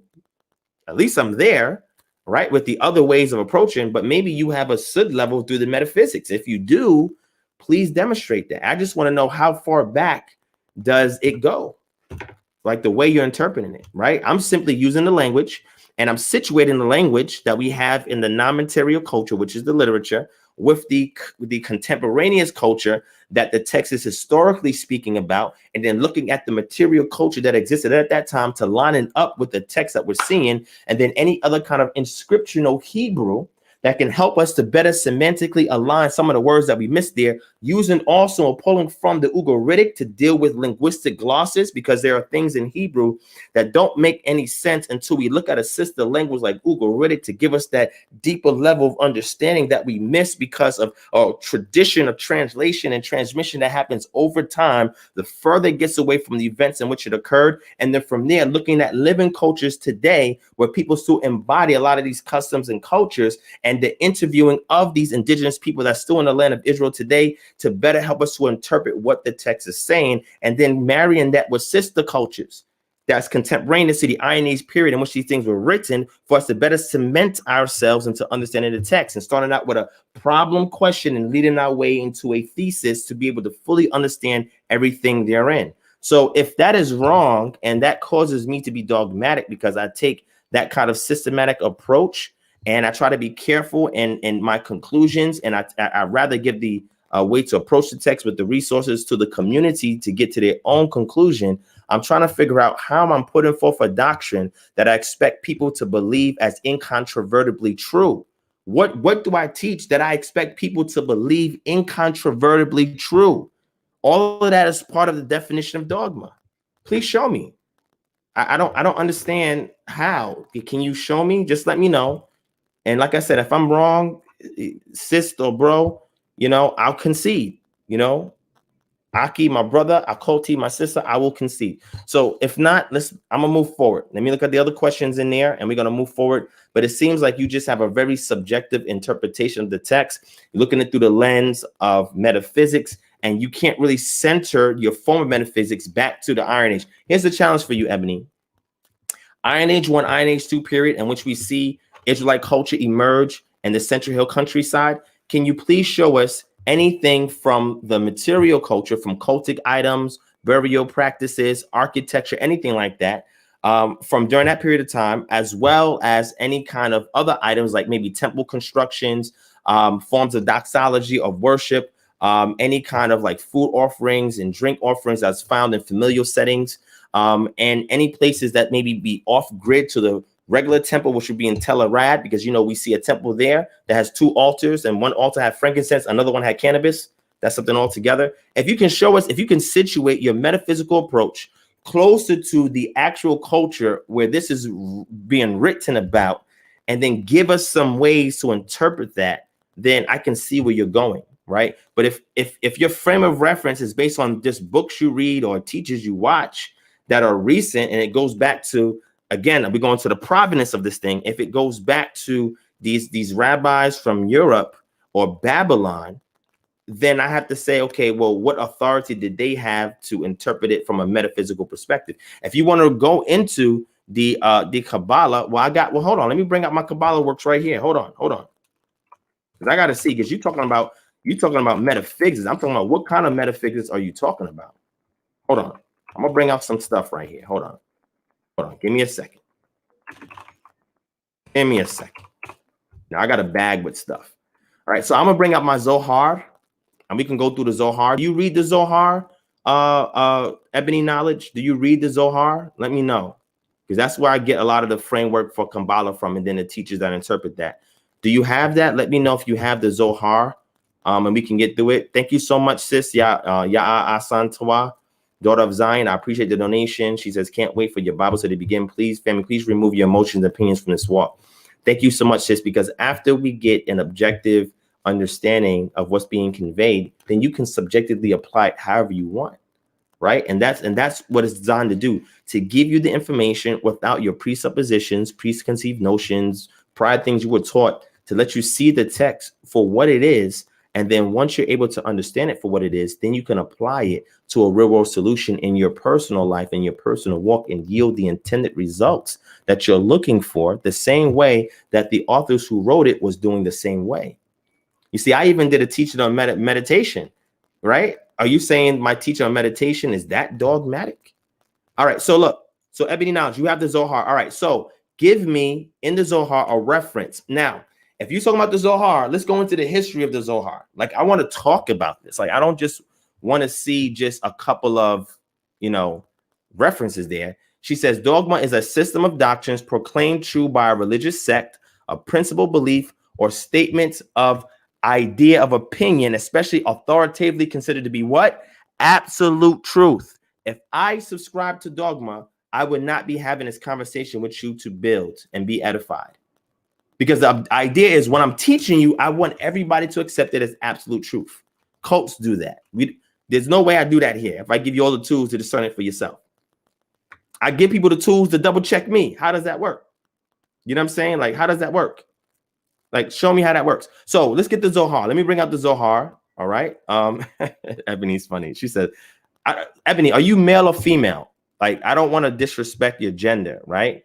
Are you male or female? Because I want to address you appropriately. She says, I said, my bad, Lord. Well, listen, there's certain buzzwords that will get my attention, and you found one that will get my attention. So I'm just using this as a teaching moment if you choose not to delineate your position, right, further in detail, so it's coherent to the rest of us, right? Because everybody's not in your mind, right? So everybody may not be able to follow. Sometimes I may say some things that may go over people's head because they're not in my mind. So what I do is I give you a book and I say, take your time and read this. And then maybe as you read it, you can go back and revisit the videos I made and say, oh, that's what Divine was talking about. Oh, okay, I see this. And I can give you something that is written by scholars for scholars or something that's written by scholars for laymen. So it depends on where you at in your study. I'll give you the two sources, right? Because 2 or 3 witnesses, right? To confirm what's being said, right? Okay, so Ebony, you say you're a woman. All right, cool. So Ebony, I just want, can we go into the Zohar? Because I just want to show you some stuff in there because I've never done my teaching on metaphysics. Maybe I should do a whole lesson on metaphysics, right? And you're gonna be like, man, Divine is bad with that metaphysics stuff. Why don't he use it? Because that's not my cup of tea. I prefer to go back to the culture because I believe it's more tangible. It grounds you more, and it to me it just brings you back in touch with that culture that's lost. More so than metaphysics. Metaphysics to me is like Jewish philosophy, to a certain extent, because there's no antiquated way or metric of validating it as being contemporary to the events that we're reading at in the text, right? So that's why I don't use it. I'm not saying it's bad. I'm not saying it's wrong. Shout out to my brother Zion Lex. My brother Zion Lex teaches on the metaphysics of the text, and I like his work, but he never comes to me and said, Divine, you're dogmatic. He has his lane. I let him rock. I have my lane. Let me rock. And we both contribute to the community as a whole. Like everybody has their lane, even people in here. Even if they don't teach publicly, they teach their families, right? They teach their significant others, right? Even they teach themselves as they learn and walk with the Most High. You understand what I'm saying? So I just want to use this as a teaching moment. So let me bring my Zohar out, right? And what I would like to know is, are you saying that, or let me ask you a question. Do you believe that the Zohar gives a better interpretation of the things we see in the text? I give you an example, sis, right? Let me show you this. Check this out. Let me give you an example, right? Because I want to see your level of interpretation. That's why I said, let's do midrash. All right, let's seek out and inquire the understanding of the text. Let's do midrash. All right, let me give you a verse in the text real quick. All right, hold on, check this out. All right, I want to see what this means to you. Bring it out, okay? Let me go to Isaiah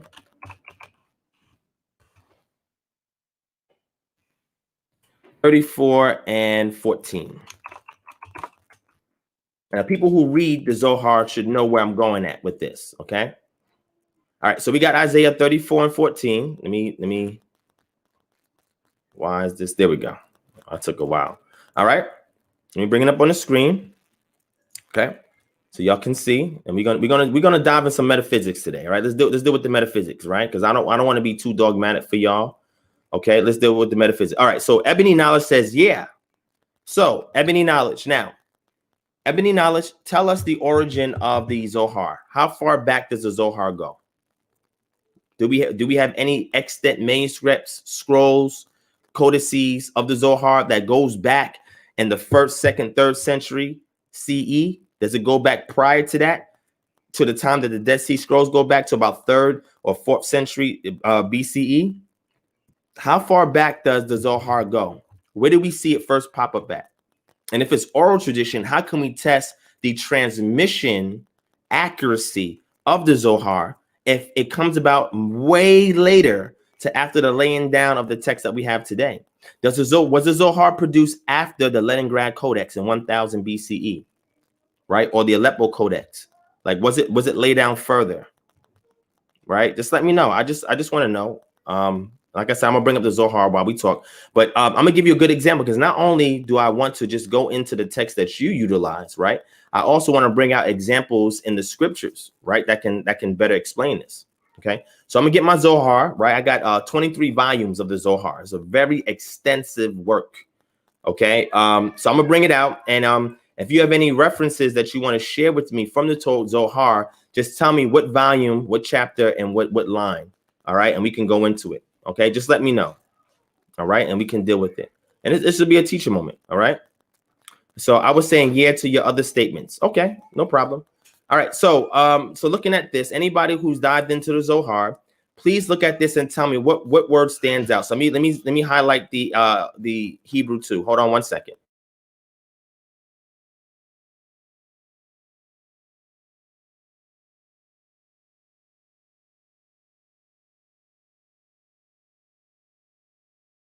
All right, so we have the Hebrew there and we have the English there. So can somebody show me what word in here, if you read the Zohar, would stand out to you? I'll just wait. Anybody can pull it out for me.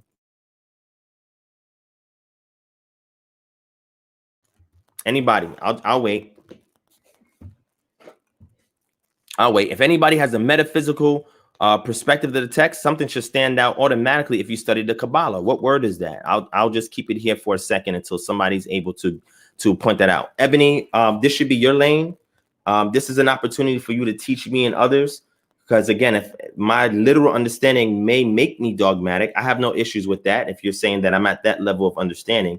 But can you find the word in here that will link back to a reference in the Zohar to give us some further understanding of what's going on here, right?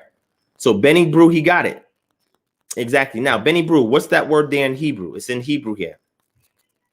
Put it out here in Hebrew. So he got it. And then what I want is, I want the Mirashik, which is the Derash, or I want the Sud level of understanding of this, if my interpretation is too literal, right? So it is the word night bird. Okay, so where's the Hebrew word for it? And when we go to the Zohar, right, what would be the understanding of this term in the Zohar? You said you can't see it on your phone. It's Isaiah 34 and 34. I'll put it in the chat for you. Okay. Isaiah 34 and 14. Right. Isaiah 34 and 14. All right. So you can go open it up on your phone, Isaiah 34, or if you have a Stone Edition Tanakh, or if you have whatever Bible you have in front of you, it's Isaiah 34 and 14. And then you can go into any lexicon. It could be the Enhanced BDB. It could be the Hebrew and Aramaic lexicon of the Old Testament. It could be the Classical Dictionary of Hebrew, the Classical Dictionary of Hebrew. I keep forgetting what Klein's work is. I don't know if you get it. It could be the Dictionary of Biblical Languages, the semantic domain that deals with Hebrew. It could be the UBS lexicon that they have for free online. You can grab any lexicon you want. And identify this word there. It will give you the literal meaning and maybe the meaning from other shared cultures in regards to that word, if there's a cognate shared in another language that we have. And then from there, can you give us the Kabbalah understanding of this word and show us why, if I interpreted it, why I would be wrong, and if somebody interpreted another way with the metaphysical understanding, how they would be right, right? So yes, book, chapter, and verse, he pulled it out. Benny Brew pulled it out. You see? So if you understand the Zohar, tell me how Lilith is important. What relevance does Lilith have? And what I want to do is I want to show how far back does that interpretation go based on what we have that's written. If you say, well, we don't have it in the earliest form and written, it goes back to oral, show me how we can test the transmission accuracy of that particular oral tradition. Show it to me, because all I simply do is show you the text. I'll give you an example. So I showed you guys the Silver Scrolls, and I showed you the Aaronic blessing from the Silver Scroll from 600 BCE. Then I show you a reference of it from 1000 BCE, what the BHS was written from, the Biblia Hebraica Studica Gensia.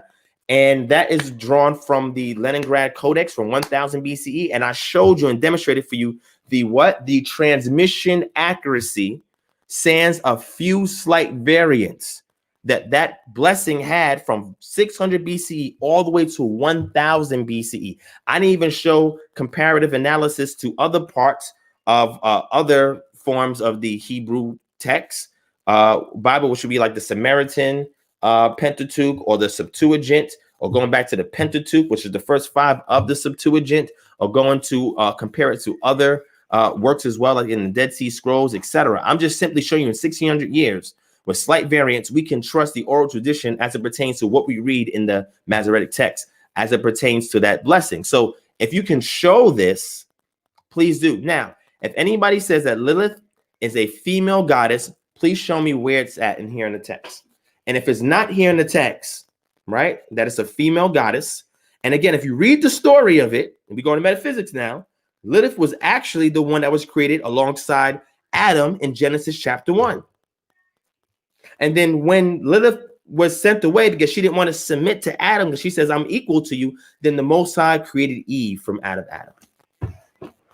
And then Lilith went and had a situation where Lilith was being entertained by other entities, supernatural entities, to give up the sacred name of the Most High. So if this is the oral tradition that you believe is the best way to interpret when we read things like this here, based on the Zohar or other texts, all I'm asking, if I'm dogmatic, I'm just asking, how far back can we trace that particular tradition? Is it in the Targums? Can we find it in the Targum? Matter of fact, well, we're not going to find this in the Targums. That's really your Torah.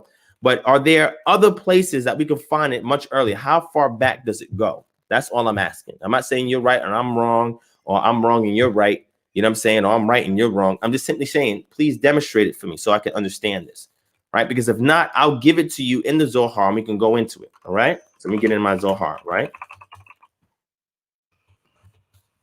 And let me pull out my Zohar.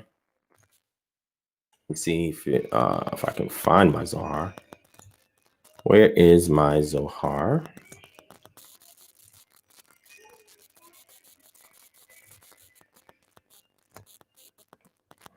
All right, so I'm gonna look for my Zohar, and I'll just wait for somebody to kind of come through and kind of break that down for me. If they can just kind of share that with me, I'll just wait a second. You know, I'll give you some time. All right, so Ebony, you said you read Isaiah 34 and 14, right? So can you give us the metaphysical understanding of this particular passage right here? Just tell me, maybe one sentence, maybe a paragraph. Just explain to us what this is talking about right here. That's all. And the word, just so you can see it in Hebrew that we're focusing on here, is this word right here in Hebrew. Okay? Lilith. Lilith. Lilith. So as you can see, you have a dagesh in your lamed and your chirik underneath. You have your yod here, your lamed chirik. You have your yod and you have your tav, but there's no dagesh in the middle. So it's a soft Lilith. Lilith. Lilith. All right? As opposed to Lilith, if you had the dagesh in there. Okay? Because you have your dagesh forte, your dagesh lene, and they mean different things, right? You have your gutturals, and then you have your doubling of the consonant, so forth. So, if you don't mind, if you can bring that out, I'll just give it a second, and I'll wait, because you know the Kabbalah teaches about this. So, I'll just wait.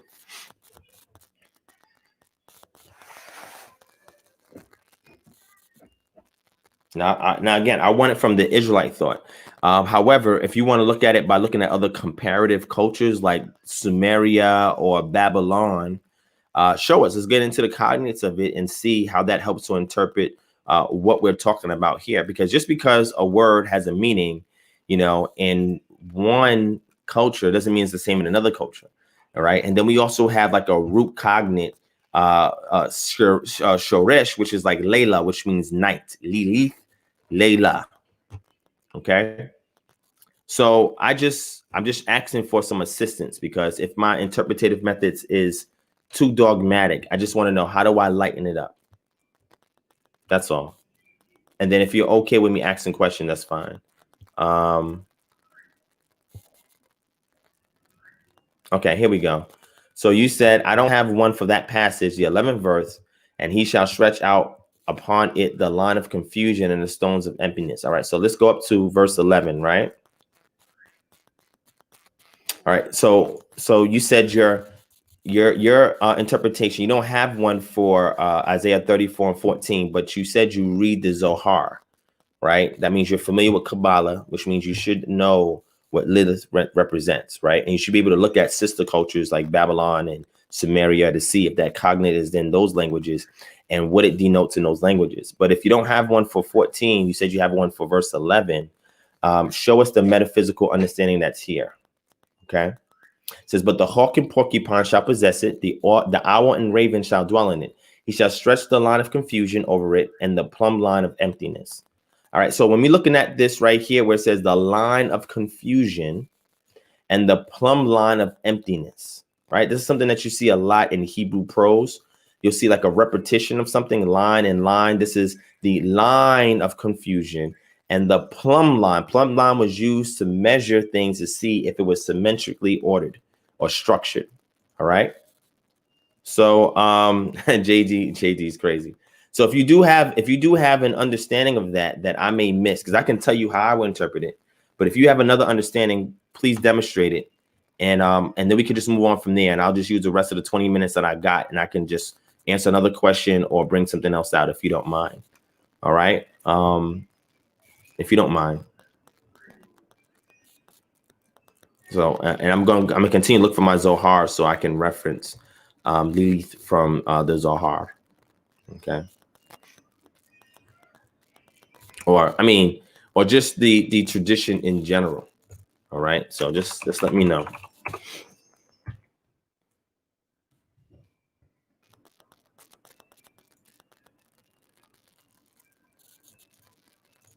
I'm gonna do a name drop here too.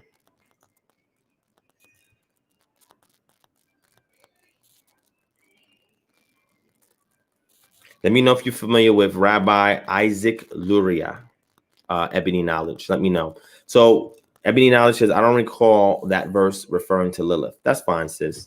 Verse 14, I showed you the word in Hebrew there, Lilith. And I said, if you read the Kabbalah, right, there is an interpretation that Lilith is some kind of, not the night creature, because you get that more from like Sumeria, Babylon, but it's more like they interpret it to be this other entity that was created along with Adam, but did not want to submit to Adam when they were about to procreate, and therefore left Adam. So the Most High saw that Adam was alone, and therefore decided to take out of him the woman, so that way she could be submissive to the man, as opposed to creating male and female together, and the male being Adam, the female representing Lilith. Right? That's what's taught there. Right?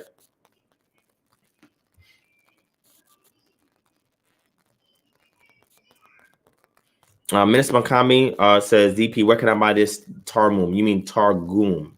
So yes, Targum, you can get that from Sepharia. Let me show it to you because I brought it out yesterday and you can take a look at it. And remember, the Targum are Aramaic paraphrases, and sometimes it's called the translation of the Hebrew liturgical text, right? So the Hebrew Bible has been translated or paraphrased into Aramaic. And it's believed that this tradition stems from the Ezra and Nehemiah period, because when the Israelites were coming back out of captivity, the Judeans, the newer generations were speaking Aramaic, and it was only the elders that knew the Hebrew.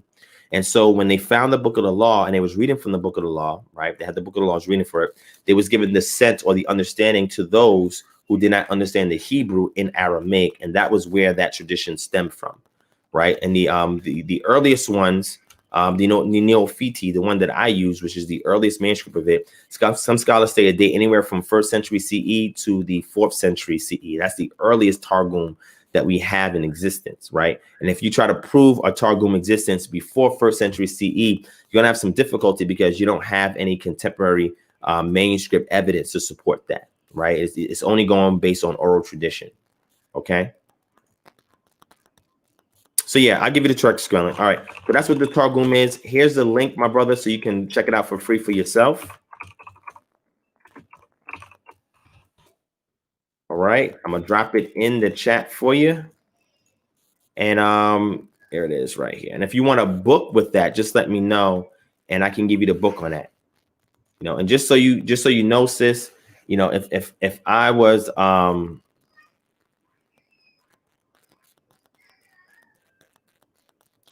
wait, hold a second. Let's read this right here. DivineProspect, the feminist Israelite, so scared to man up, so weak and matrilineal, quick to run from the masculinity of the Most High.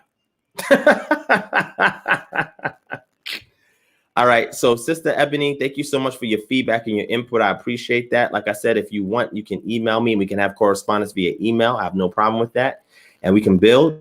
Okay. If you have any resources, sources, or anything that you would like to share with me, please do. And like I said, if I'm wrong in regards to teaching something dogmatic, I have no problem publicly admitting it and correcting my mistake. Right. But I do appreciate you bringing it up so we can have the discourse that we just had. Now I have somebody here, Dreamstar Kicks. All right. So Dreamstar Kicks. All right. What I'm going to do for you is I'm going to put the link in the chat and I want you to click the link and you man up. The link is in the chat. Click it and man up. Like the Most High said to Job, stand up like a man. So if you're going to say that, the link is right there. Let's get busy. Let's get busy. Come on, let's get busy. I have no problem ending this off with a bang. Let's get busy. The link is right there. Click the link and let's get on this. Let's get on in this chat.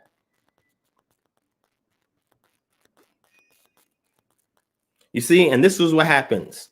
You have a lot of insecure men that don't want to admit the truth when it comes to certain things that's found in the text and in the culture. Very insecure. Only an insecure person would say something like that. It's ridiculous. Only an insecure person. You say, brothers, we shouldn't oppress the sisters. You a feminist Israelite. Because I tell the brothers don't oppress the sisters. I did a whole lecture on this where I perused through the text and I demonstrated this. So typically, you know, you have women beaters, women abusers, people that curse women, tell women, you need to submit to me, and be arguing with women, trying to get them to submit. As opposed to a woman seeing a man lead without all that extra energy and she follow along humbly and submits. It's a difference. But here we have somebody here that called me a feminist Israelite. I love it. Let's go.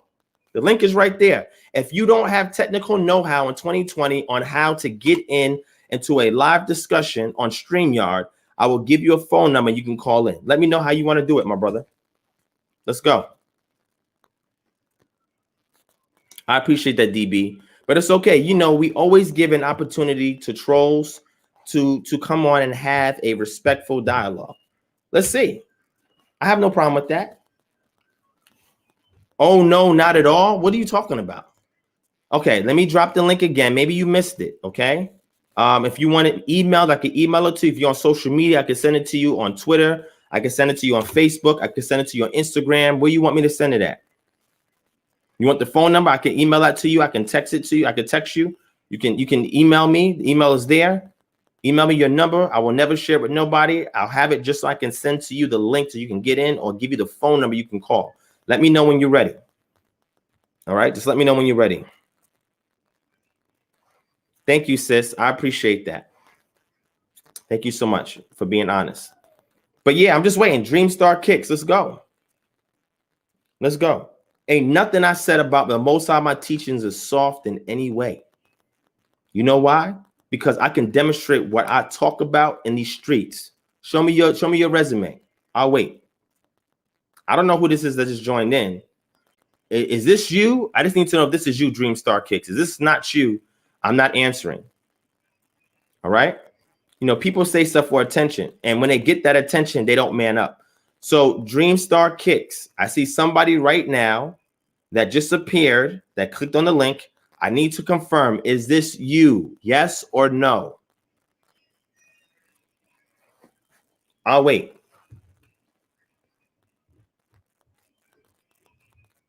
Dreamstar, is this you? Because somebody just joined the session. I don't know if it's you. If it's not you, I'm not answering it right now, but I will answer it after I'm done with you. So you call me a feminist Israelite. Let's deal. Come on, let's deal. Let's do it. That's McGee. Yeah, I know. It's okay, and I'm okay with that because I love being passionate when we do this. You see, when you have a situation where the man is doing what he needs to do, he doesn't have to do all this extra stuff. Other men see it, respect it. Women see it and fall in line, and they work together as a team, right? That's how it works. But when you feel the need, you don't agree the masculinity of the text. What? Can you find the equivalent word to masculinity in the text? Can you find it to us? Show me in Hebrew if you got it there. Or I don't know if you did with the New Testament. Show it to me. Okay, you said you don't run. Is this you in the back chat? Yes or no? That's all I'm asking. I see somebody there right now. I'm not going to allow that person in unless I know it's you. Is this you, Dreamstar? Yes or no? Is this you? Yes or no? Man, you just say, you tell a brother, man, please don't oppress our sisters because this is the Most High's will for our sisters. You know what I'm saying? And I can show you where women help save men. Okay. But anyway, so what I'm saying, I say that. And then it's interesting because you had women in the, what we call the Chumash, that actually changed the law. Women that actually got the law changed because they were being oppressed. Women. I didn't write that. I didn't put that in the text. Let's deal with it. I got a lot of problematic stuff for you. The link is right there. Click on the link, man. Click on the link. I'm gonna wait. You said that's not you. Why you not click on the link? Okay, my brother, look, I'm gonna do this. Okay, I'm being fair to you. I said, my brother, respectfully, I want to give you an opportunity to voice your opinion and have a dialogue with me, right? I gave you the link so you can click and join in. You're not clicking on the link. That's fine.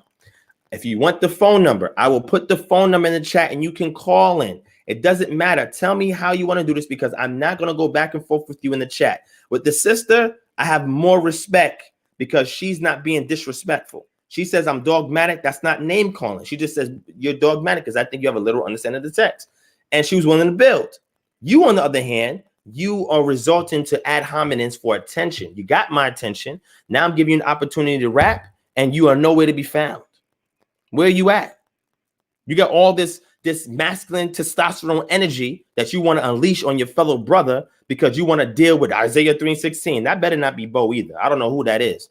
But whoever you are, click the link, get on cam, show your face, and let's get busy. Because if you're not going to do that, then in another next minute, 60 seconds, we're going to boot you out the chat. So if you want me to deal with Isaiah 3:16, I will face to face, man to man, man up. So we're going to wait for you. We're going to wait for you. And then after I'm done, then my brother Jared 333, I'm going to bring you in. You are a feminist. Divine, you're a feminist. Sticks and stones might break my bones, but words will never hurt me. But they will inspire me to have a dialogue with you. So show me how you want to do this, right? You got another 30 seconds.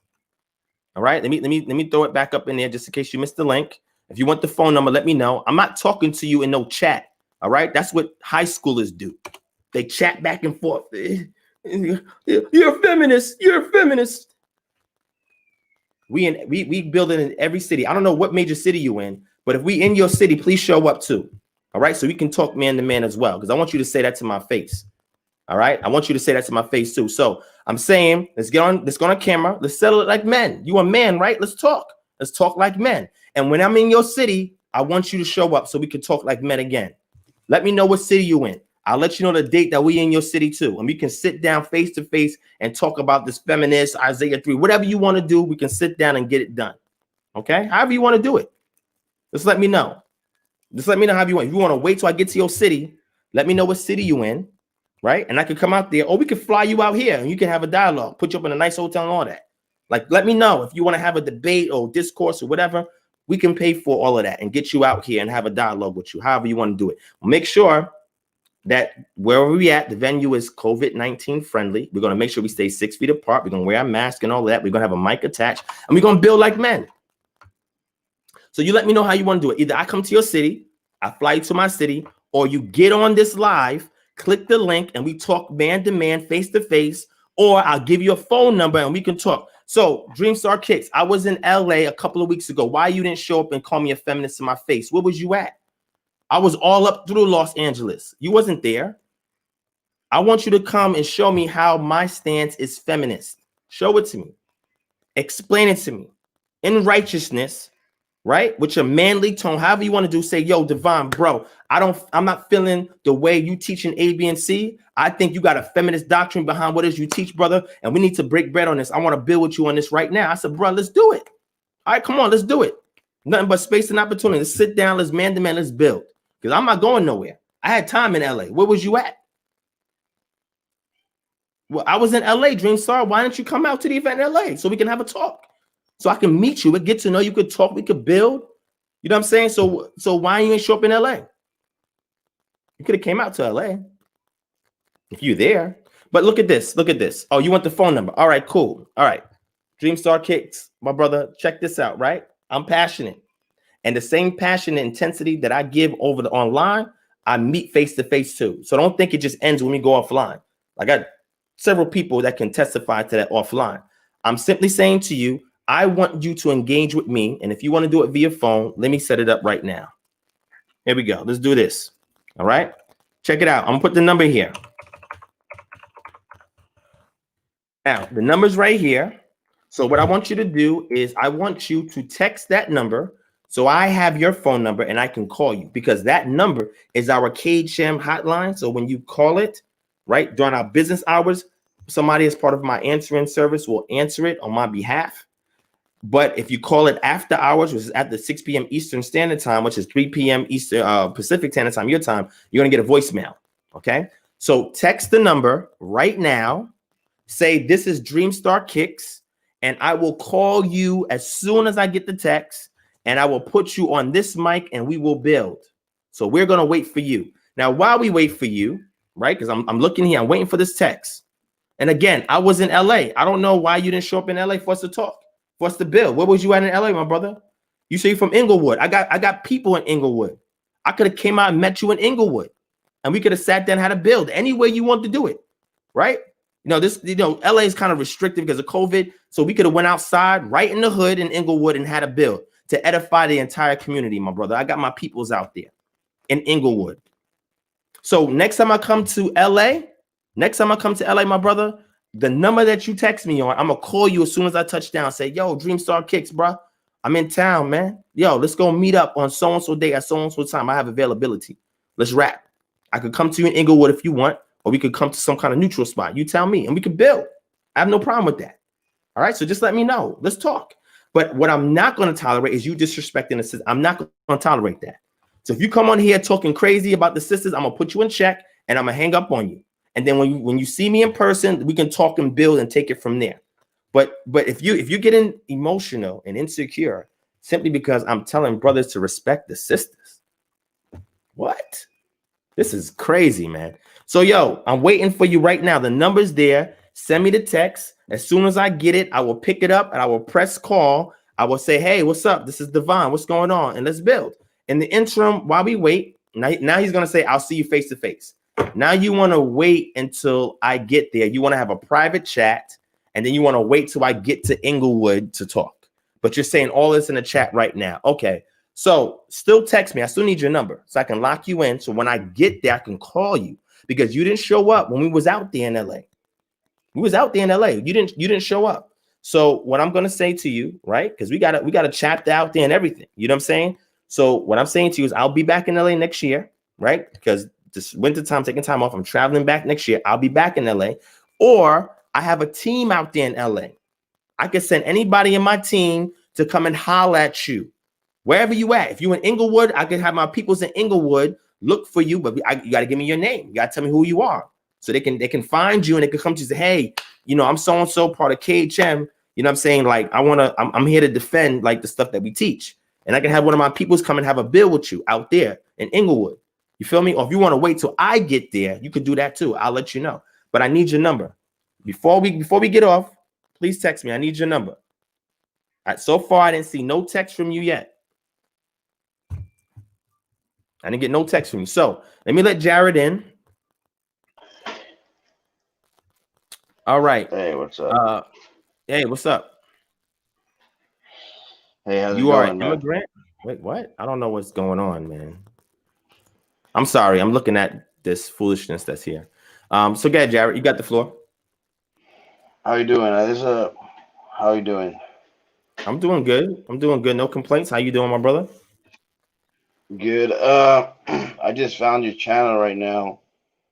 So this is my first time here. I don't know anything about you or his channel. So do would you like to fill me in, or you just want me to say anything, or what's going on? Are you not? So you're unfamiliar with the content on this channel? You're saying, right? Relatively. I mean, I obviously saw the title of the channel called Ministries, something Ministries, which Mm-hmm. refers usually to like God or the Bible or some type of belief or witnessing something. Okay. So, So I mean, okay. so I'm Go ahead, down Jared. with that. I mean, if you want to talk about anything, from the Bible, I used to study the Bible. I have a scripture actually on my arm right here. What does that say? Revelation 2. Does that say 21? Hold 2 to on, 4. Is that what it says? 21, 3 and 4. Oh, 3 and 4. Okay. Okay, All but right, cool. yeah, I've read the Bible a few times, stuff like that. So I don't know. What is your beliefs, or what is your channel about? Okay, cool. So my channel is called Kingdom Harbinger Ministries, right? Kingdom referring Uh-huh. to the Most High's kingdom, and what we designate as the Most High is the patron deity called Yod He Wafe. That's covenant with a ethnic group called Yisrael in the Iron Age period. Well, prior to that, Bronze Age into the Iron Age period, right? And so what we profess is that we can trace our lineage back to those people that are in that text. And along with that, we are reverting back to the culture that we once had before being scattered from the west coast of Africa to the Americas. And we are trying to reconstruct and restore what that original culture is that drives our spirituality in order to align us with the demands, the needs, and the requirements of the patron deity that's covenant with our forefathers and foremothers or our ancestors. So that's pretty much what we're about. So we teach it this way. So with that restored culture, we can get our community back in alignment together with some core ethical agreements on certain things and utilize that to build autonomy or self-governance where we're able to take care of our own political, social, economic, health, educational affairs, etc. Right? Without the need of intervention from an external entity and without putting our hand for a handout asking for reparations or other resources in order for us to empower our own community, right? Because we have been damaged and traumatized because of the trauma that was induced on us through the transatlantic slave trade. And what we're trying to do now that we have some degree of civil liberty to go back and research, study, to restore this culture so we can become set apart, because that's the desire of the patron deity that made a covenant with the forefathers, or what's called the patristic fathers that are there in the actual text itself, right? Abraham, Isaac, and Jacob, right? So that's pretty much where we come from. So our ideology stems from that. Our theology is systematic because it also branches off from that. So anything that you want to cover as it pertains to the Bible, what we will simply do is show you how to root it into the actual culture to give you the best understanding spiritually of what it's trying to drive and how it has an immediate impact in the real world environment when we apply it to yield an intended result, right? So that's what we're about here. Okay, so it's So based if you on want to pick up, so if you want to, you can ask me any question. It could be theological, or it could be ideological. It can anything that's centered around the Bible, if you want, or Israelite culture, or anything along okay. those lines. You can feel free to ask me. We can have a quick dialogue, and we can go from there. Okay. Okay, well, let me tell you more or less where I'm Sure. coming Go ahead. from. I'm sorry for a little bit, and then you can feel free to intervene whenever you want, and then we can go from there. Off of what anything I say. Because some people do that, which is fine with me. Um, so I started off as I want to just use certain words. I'm going to say a Bible student.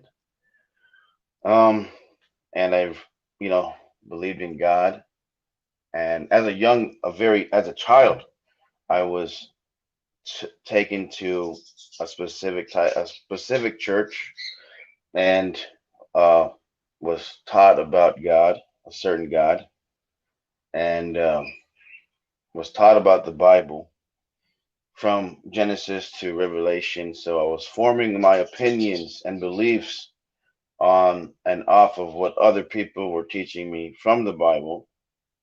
Because you do know about the Bible, like like you could know verses and things of that nature. Am I correct? Yes, I do. For the most part, I do.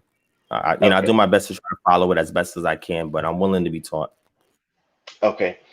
And so, uh, well, fast forward. I really did believe in it. I mean, I still do. Don't get me wrong. Like I said, you can intervene whenever you want, or to disagree, or whatever you want to say if you want to say something. No offense taken or anything like that either. Just for conversation's sake or for under a new perspective sake.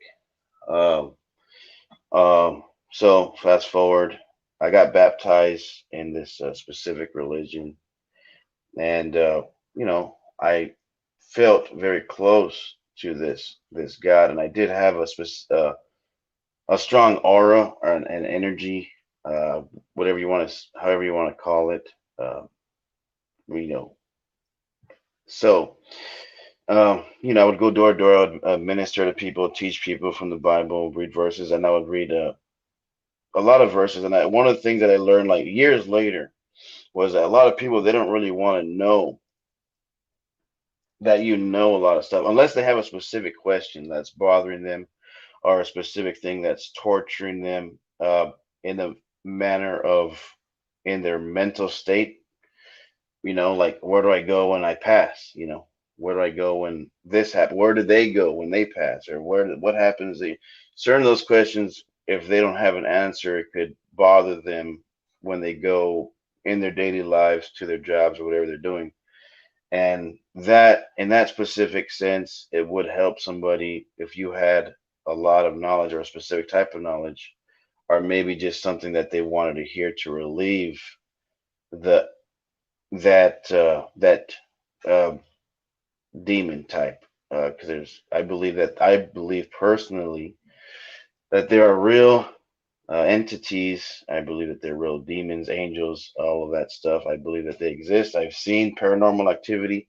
I've felt other consciousnesses in my head. Uh, I mean, I don't want to go too deep into that because some people will say, "Oh, you're crazy," or this and that. So I just want to stay on a more basic level, or a more generic level of thinking.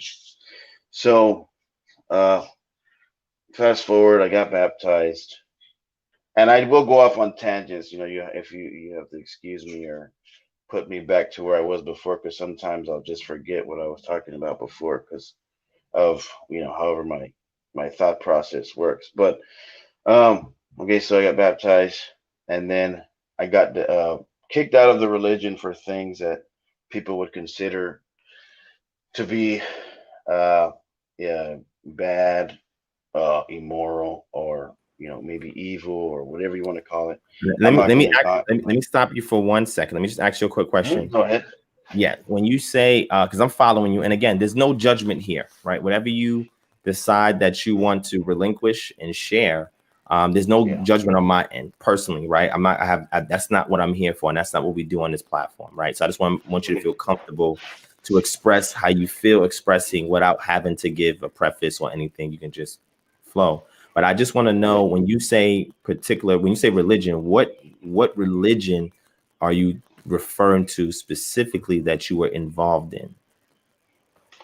Um, Just for the audience to kind of follow as well. I was and I still, it was Jehovah's Witnesses. You familiar with Jehovah's Witnesses? Yes, I'm familiar with them. They've come to my Okay, house a couple of times. So yes, I still believe to this day that Jehovah, or Yahweh, people call him Yahweh, also different things. I still believe that he is the God. Now, let me speak further on saying that I do not believe in religion, though, because God is not religious. But it's not that God is not religious that I don't really believe in religion. The reason why I don't believe in religion is because it's run by humans. And usually 99% of the time, or just a high percentage, may not be 99%, when humans run things, doesn't work out uh, the right way. For instance, I'm not sure if you're familiar with Moses and the Bible. So, are you familiar with Moses, right? For the most part, I would say I do. I read as much as I can, so I know a little Okay. something, something. Okay, so he was chosen by God, and he was, God's friend. So when he came down from this mountain, I think it was Sinai, but correct me if I'm wrong. But he came down from this mountainous region or hill or whatever. He broke these commandments that God had him write, or God wrote for him. I'm sorry, in front of him. God wrote these commandments in front of him, and he broke them. Uh, and it kind of made God pissed off, because he just wrote them, but he broke them because of the people were doing wicked or bad things.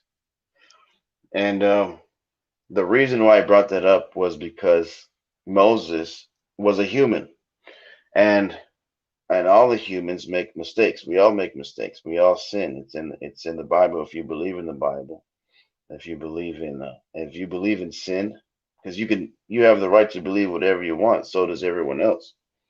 And no matter what religion you're in, the more you talk to any specific person into great depth, the more you'll find out that everybody has their own belief. It doesn't matter who it is.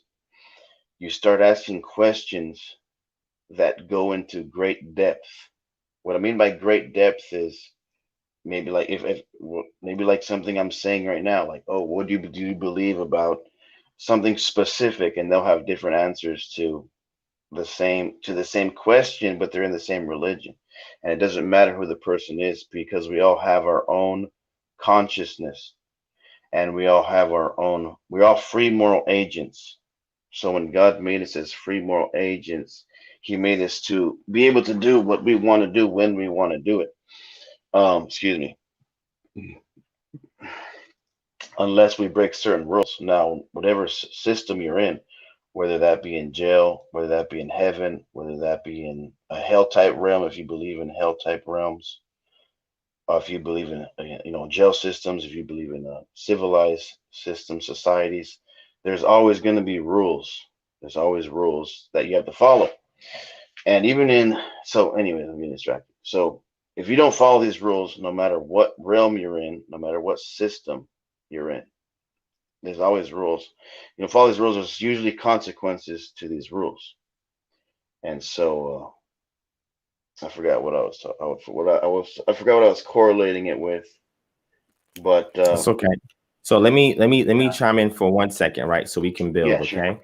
I appreciate you coming into the panel, and I appreciate you finding this channel, which I think after we have a quick dialogue, hopefully I'm able to inspire you to go back and check out some previous material that I've put out on this channel, in the spirit of building and kind of reasoning together, right?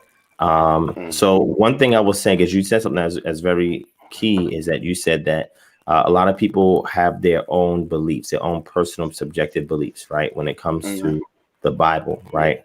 So my question to you is, how can we standardize interpreting the text, right? Can you standardize a process that allows us to objectively interpret the text? Is that possible? Do you think it's been done? Do you think you have an idea how that can get down? Because I know what you're saying. Again, we're open definitely to people venting in regards to something that is on their mind and they maybe can't bring it nowhere else. So we're willing to entertain these type of dialogues. It's healthy, right? Sometimes it's healthy for the person saying it. It may be healthy for a person hearing it, or the health part may come into us just dialoguing and building as brothers, right? We got to see where it goes. So in order to kind of centralize things, and I think one of the things that was probably missing from your involvement in what is called religion is a standardized methodology of trying to extract an objective, interpretive understanding of the text, meaning that there should be a process that we can follow that is testable, that when we apply it to interpreting the text, it should be yielding a consistent result and understanding what was written by the author to the audience. Do you believe that that method exists? Do you believe that's something that should be created? Do you believe you have an approach that you think that kind of standardizes things? What is your take on that? I believe if you are coming from a good place in your heart, because this is something I was going to say, but I think I got sidetracked when I was saying it. Yeah, I did get sidetracked. I went to a different. Anyways, I'm getting sidetracked again. Okay, so I want to say this before I forget. A lot of people, they don't care about how much knowledge you have. A lot of people want to know how much you care. A lot of people want to know how much you care about them. I agree. A lot of people want to know how much you care about life. A lot of people want to know how much you care about God. And a lot of people want to know how much you care about family and everything else. They want to know how much you care. They don't want to know sometimes how much you know. Now, Facts. when it comes to a standardized thing, I believe it just comes down to a simplicity of the information that we've been given if we believe that it's coming from a good place. Now, keywords, I'm saying if you believe, you have to believe that someone is coming from a good place. Because as soon as you believe this person or this message is coming from a place of darkness or wicked or evil, whatever, then you start to look at things on a different side of a coin. You just start looking things with different perspective. When you look at the Bible and you look at the words being said in the Bible, you look at the things being said. If you look at it from a viewpoint of love, or if you look at it from a viewpoint of God's eyes, God's perspective, then you can start seeing it through different lenses or glasses or understanding. So God, a lot of people know this, is love. There's a scripture, like I said, if you believe in the Bible, that says God is love. You say, well, what is love? And then what is agape love? And what is this? There's different types of love. Yeah, there is different types of love. There's different types of understanding, and there's different types of knowledge, and there's different types of wisdom, depending on the person. Everyone has different types. So the standardization of the information would come down to who's talking and where they're coming from. You know what I mean? Yeah, I feel you. I'm following you. And again, that is some basic principles to follow in understanding a context, right? Because sometimes people take things out of context and misapply them, and that can be a root of confusion, right? So what I brought up on the screen, I had something. Can you see the screen or no? I saw it for a second and it kind of Hold on. Let me bring it up for you. I'll bring it up. Okay, so can you see the screen? We know that we all have knowledge. Knowledge puffs up, but love. Yeah, that's basically what I was trying to say. So you agree with that? Because I agree with you. I believe that there is a lot of knowledge out there that can be disseminated.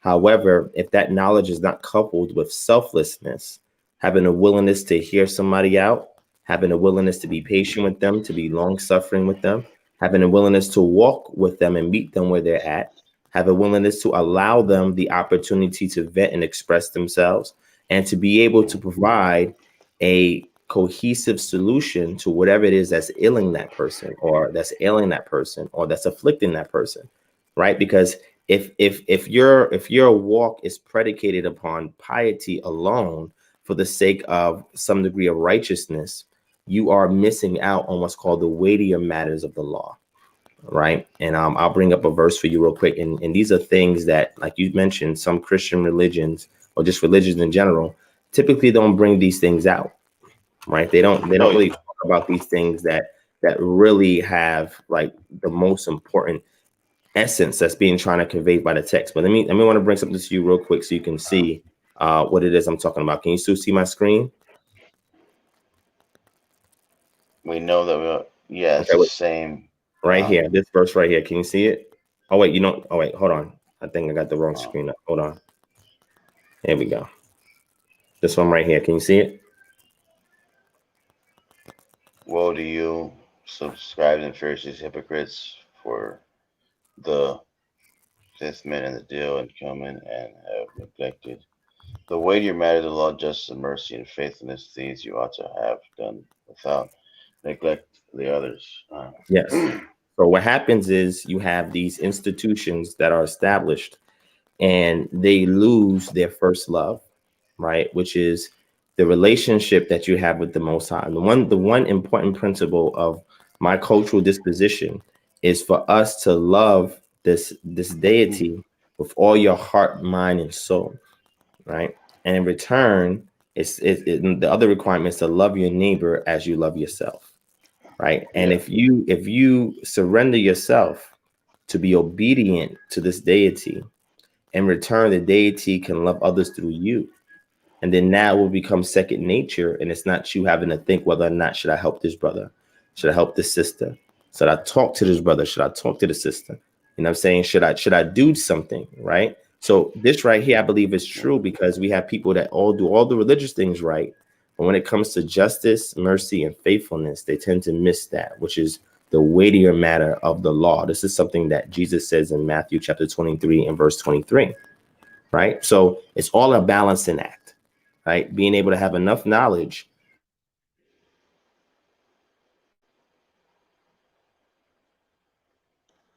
You froze. Hello?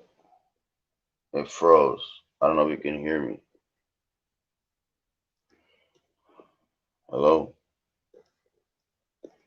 Oh, this thing froze.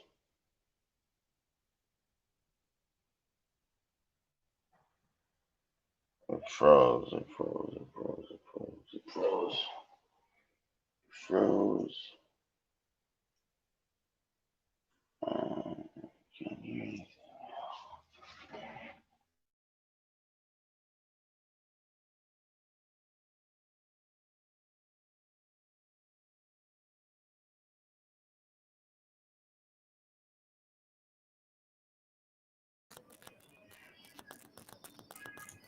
All right. You there, Jared? Yeah. My apologies. It looks like I had lost connection for a second, but we're back. All right. I just want to finish getting this out, just so I can kind of like give some balance to what we're saying.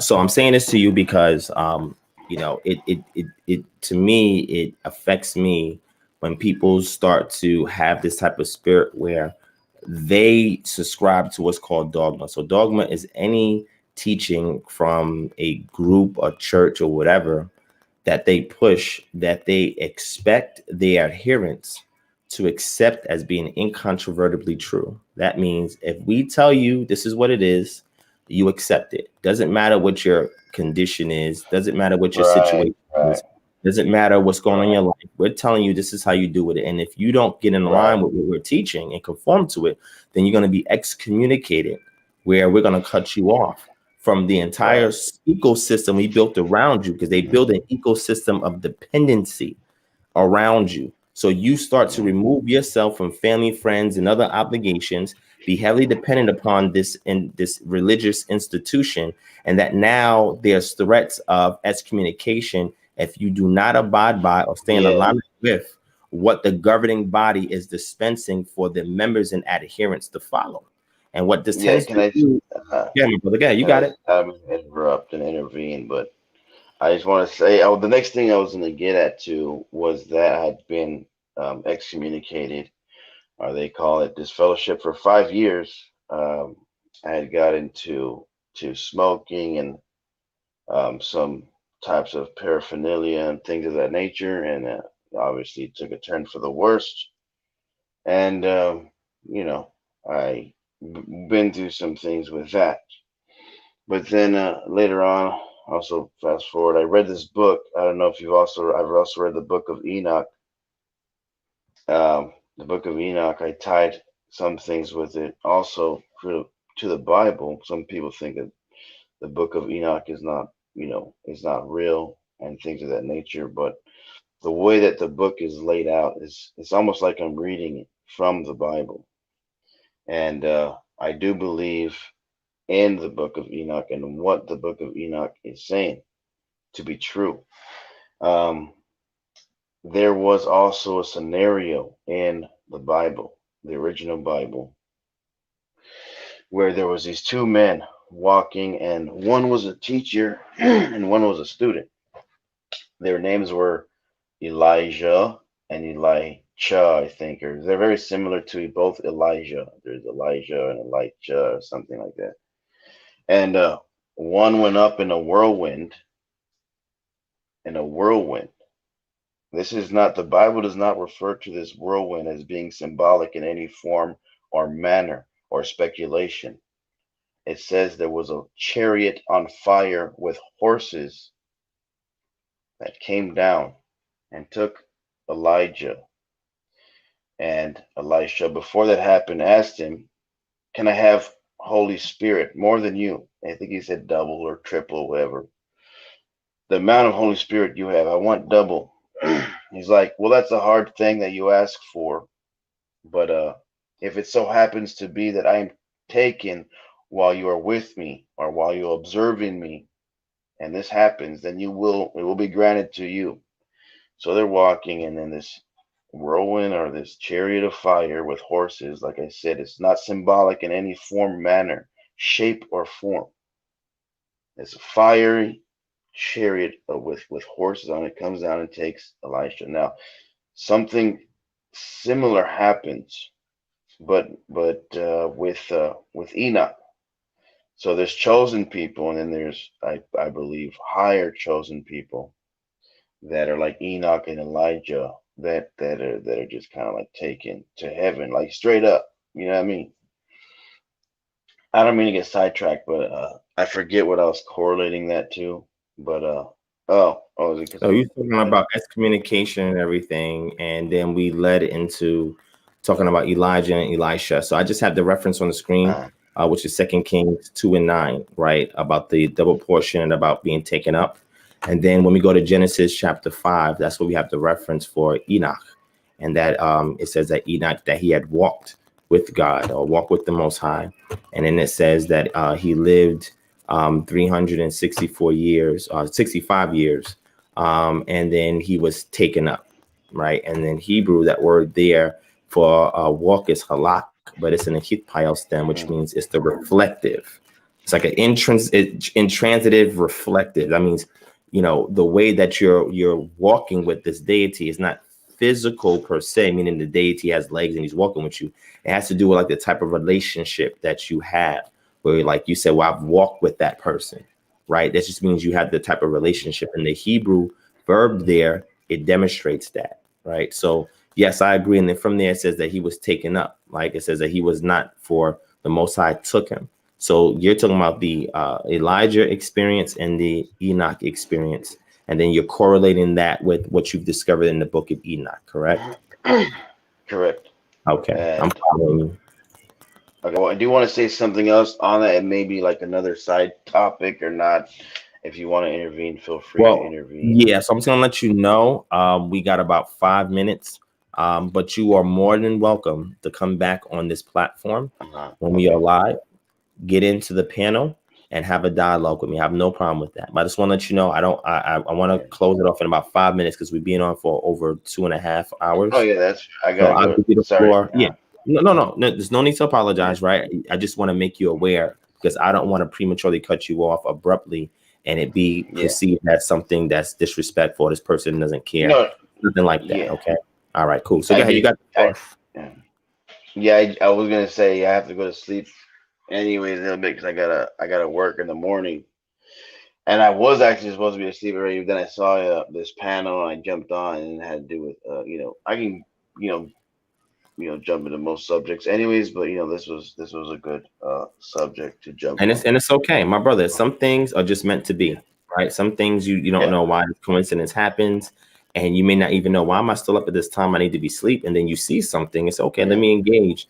And then I'm hoping and praying that through this dialogue, that there's something that I can convey to you, not in knowledge, right, but being able to resonate with you, being able to empathize with you, and be able to walk alongside you as we discover truth together, right? Because that should be the object of any kind of quote unquote religious institution, is to walk with its adherents, so the adherents can come to a sense of self-discovery, and that self-discovery is now nurtured by the institution, so that way that person's direction in which they're walking can be fostered, and they can be equipped with the tools so they can continue to build and follow along the path in which they was chosen to proceed along. And what I want to provide as we talk is just continue to centralize it back on the key thing as we're building about knowledge, is to show the infusion of the elements of love, where there could be a degree of edification to both sides.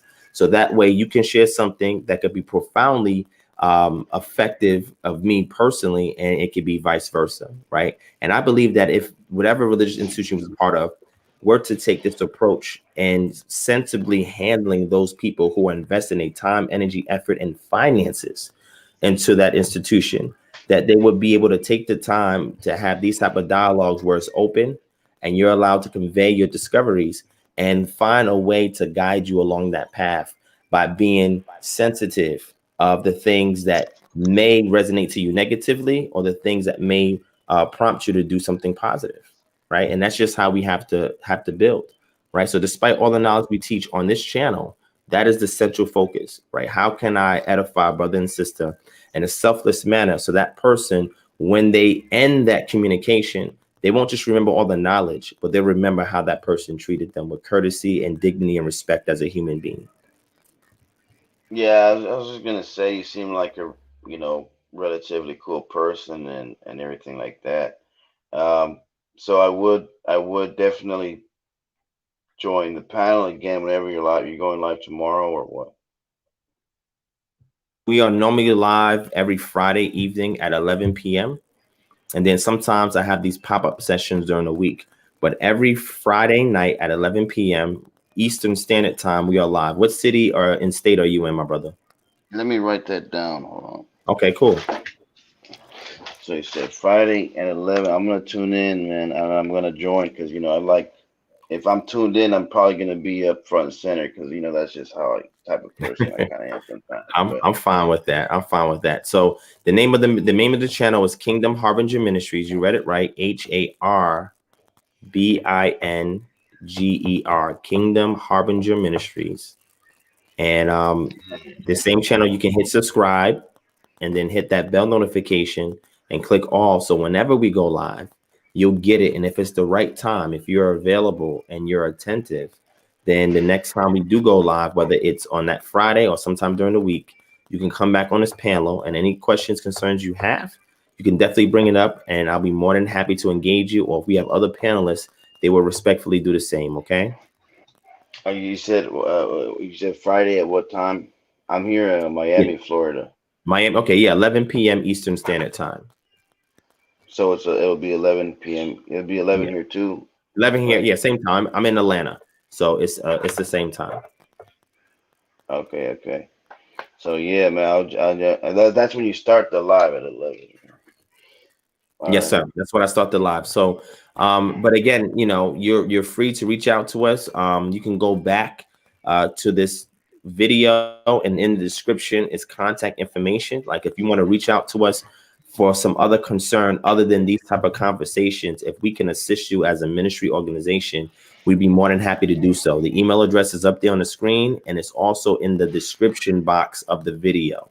Okay, so you can check it out after this video is over. And if you need us for anything, if we can help you in the interim, feel free to email us and we'll do what we can to assist. Okay. All right, thank you. Yeah, and everybody watch right now, subscribe to this channel, Kingdom. You said Harbinger Ministry is Yes. Harbinger. Yes, sir. That's it. Everyone subscribe to my guy here, Kingdom Harbinger Ministries, please. He's doing I good work right here, light work they call it, right? appreciate it. Facts. He's Facts. doing Okay. light So work.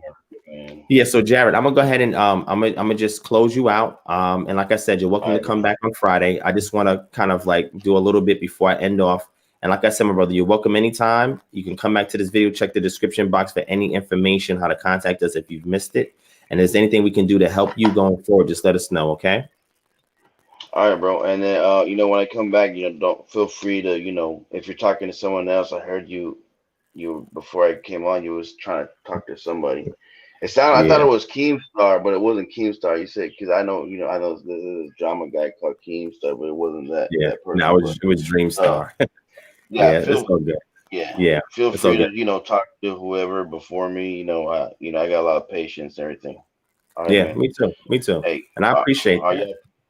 And Yes, that's sir. something Y'all we can peace never out. have enough of. That's something we can never have enough of. You know what I'm saying? So, Oh yeah. all right, Jared, I appreciate that, my brother. Go ahead and get some rest, man. And I hope you have a eventful and productive day at work tomorrow. Like I said, you're welcome to come back on the channel on Friday evening. If you have any questions in the interim, our contact information is in the video description.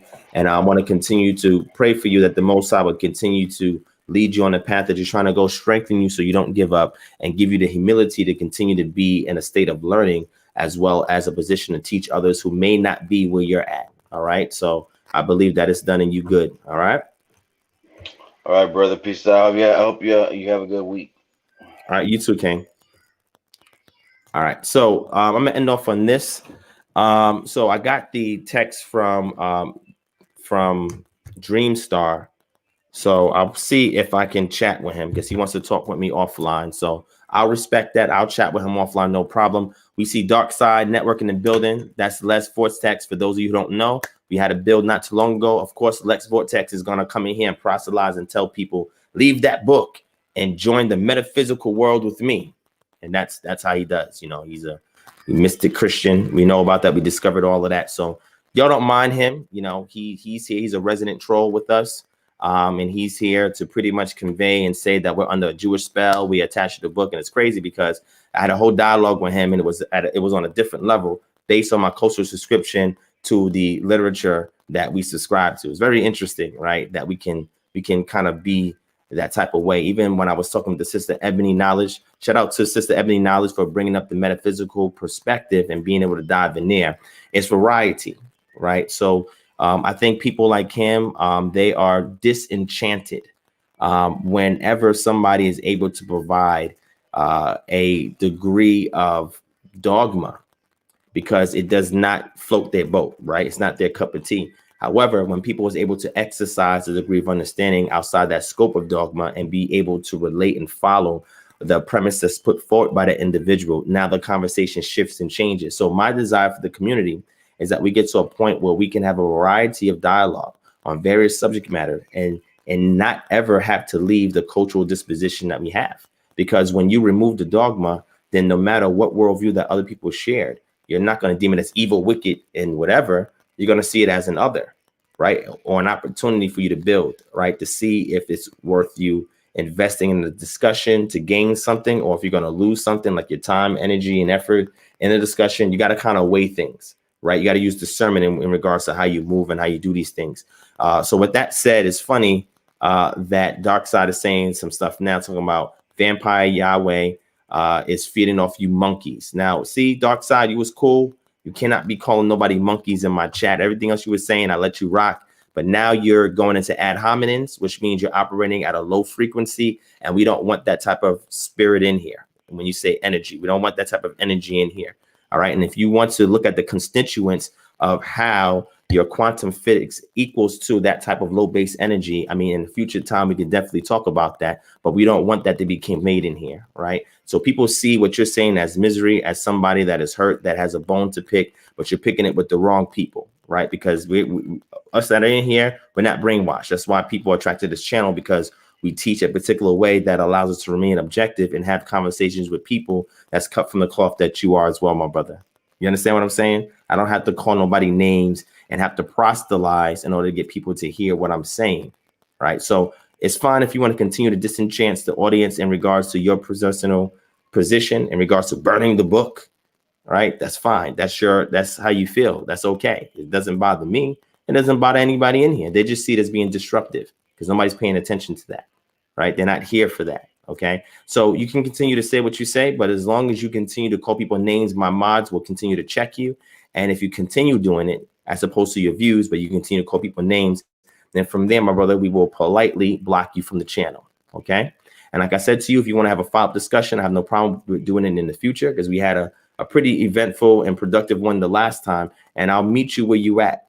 Okay. And kind of show you that the angle in which we take in regards to our cultural disposition is touching on a lot of things that you are learning outside of the scope of that. Okay, so it gets a little deeper than what you see at the surface. Okay, so at the end of the day, family, you know, shout out to Sister Ebony Knowledge. Thank you for inspiring me to teach and getting me passionate, because whenever you mention that word dogma, you know I'm going to light up. And I appreciate you for being a good sport and being able to engage back and forth. The brother Dreamstar, I think that's his name. You said you want to talk offline. I have no problem doing that. I'll probably give you 10 minutes after I hang up with this, and we can chat. And we can go from there. All right. And to the brother Jared that tuned in, thank you for coming in.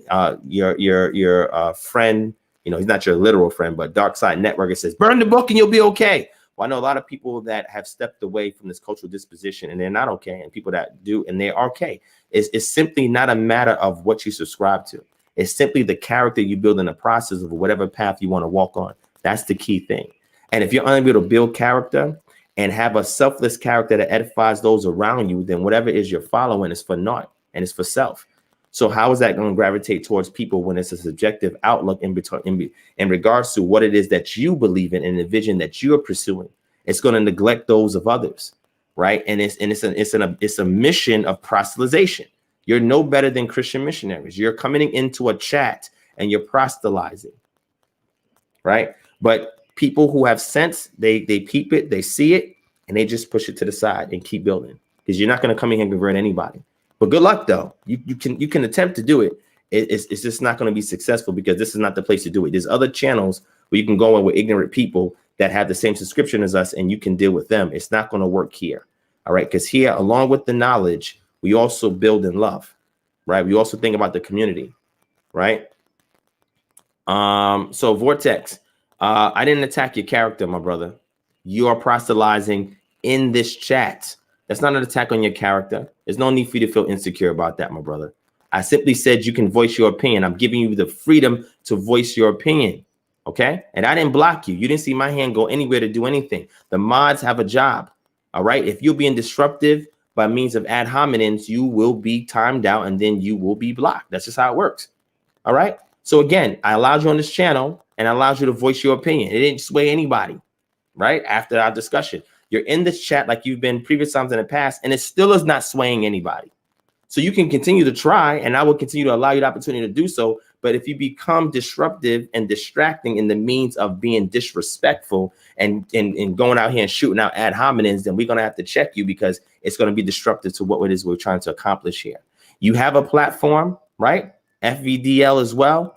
Go and preach your message to your audience and build them, because nobody here is dissuaded from what's being shared to go and gravitate towards what it is that you're sharing. Because through our dialogue, it's been demonstrated that whatever it is you're trying to achieve is almost no different than we are. It's just opposite sides of the coin.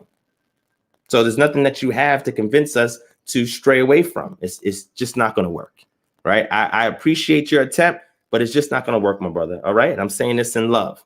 All right. And this is why you're saying all of this stuff with all explanation marks and everything. Don't get in your emotions, my brother. Be tempered out. It's okay. And in the future, when we have a future discussion, we can continue to build on this. All right. And I wish you was back in Atlanta or in Georgia so we can meet up in person and build. Right. But you told me where you at located now. I have a team out there. So when I come out there next year, we can sit down and have a face-to-face build. I wish I could have built with you when you was in New York and Sarnetta, when Garfield kind of gave you a hard time at that time. You kind of evolved since then. But I wish I was there in New York. I think I was supposed to be in New York around that time, but I wasn't able to make it. Right. But I look forward to sitting down with you in person and having a build. All right. And like I said, I'm not emotional about this, my brother. I'm level headed. All right. There's no need for you to get emotional. Right. Maintain your decorum. Okay. And you'll be all right. So family, I'm going to end off in here. Thank you guys for rocking out with us on this pop-up session on Monday.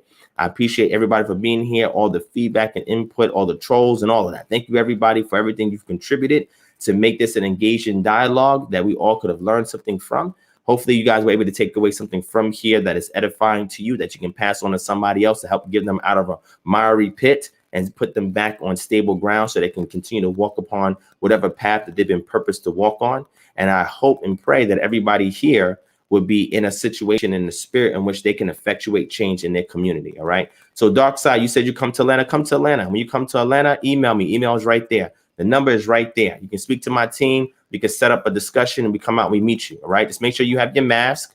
All right. And make sure you do 6 feet distance. All right. Because when this is recorded and when this is filmed, people need to kind of see that we're following COVID-19 guidelines, because there's some people out there that may get a little, bothered by that. And they may want to report to the CDC that we had an event and we're sitting together. So if you're coming out to Atlanta, the email and numbers there, call me, give me a date and time. All right. We can schedule something. We can record it and have a build. I have no problem with that. All I'm going to tell you at the end of the day, you're not going to change my mind. It's just not going to happen. You can put forth some information, right, that can enlighten me, but you're not changing my position either way. And the people in this chat, you're not swaying them either. So I don't know what your objective is, but it's not going to work. All right. But you can feel free to attempt it, and I'll definitely entertain it, and we can see where it goes. All right. So for everybody that's here sincerely and in authentic spirit, I appreciate y'all for showing out. Hopefully this was an edifying discussion that we had throughout the 2 hours and 45 minutes that we had. Again, we will be live again on Friday at 11 p.m. Eastern Standard Time. All right. Continue to do what we do. Teaching, sharing, open up the panel, talking to whoever. All right. And we're going to continue to do this until whenever that time is up. And nobody is going to dissuade us from doing otherwise, because this is what we purpose to do. All right. Make sure you guys hit that thumbs up button. If you're brand new to this channel, hit that subscribe. Make sure you share this video. All right. And if you need to contact us, if you have any needs or requests, the email is kingdomharbinger@gmail.com. The phone number is 678-430-3832. And then we also have the My One Church app that's there as well. You can download from your Apple App Store or Google Play Store. And when you install it and open it, zip code field is 30064. Enter that, click on the Kingdom Harbinger Ministries, and just peruse through the app itself. All right. There's different groups you can join, forms you can fill out, contact us, all that fun stuff on there. You also get push notifications when we go live, do other events and things along those lines. All right. And those who want to provide support for the ministry, thank you to everybody who has financially invested in the super chat, those who just signed up for the Patreon, and everybody that also sent the Cash App donations. The funds that we allocate from your donation goes for providing free services to the community in regards to credit repair, debt elimination, national mental health education, as well as food program that we have, the mother to mother program that we have of exchange of paying for shipping for the exchange of items for babies or toddlers or children that we offer as well. For the cityhood programs that we initiate, where we teach people in unincorporated cities and homeschool states how to turn their particular area into their own cityhood and how to run it themselves. And the other programs that we had are teaching people about autonomy and self-sustainable living. All right. As well as the money we give out to people who need to pay bills or other things as well. All right. So we make sure we properly allocate those funds to help out the community. So when I hear other people come on and talk about all this stuff about people that follow a particular cultural disposition, I just want to know what work they put in these streets to help out the community. Because if what you're doing is not inspiring you to be selfless enough to go out in the real world and solve problems in the Black community, then why should we follow it? That's all I'm saying. So with that, later told family, peace and shalom. Thank you for watching. Until next time, I see.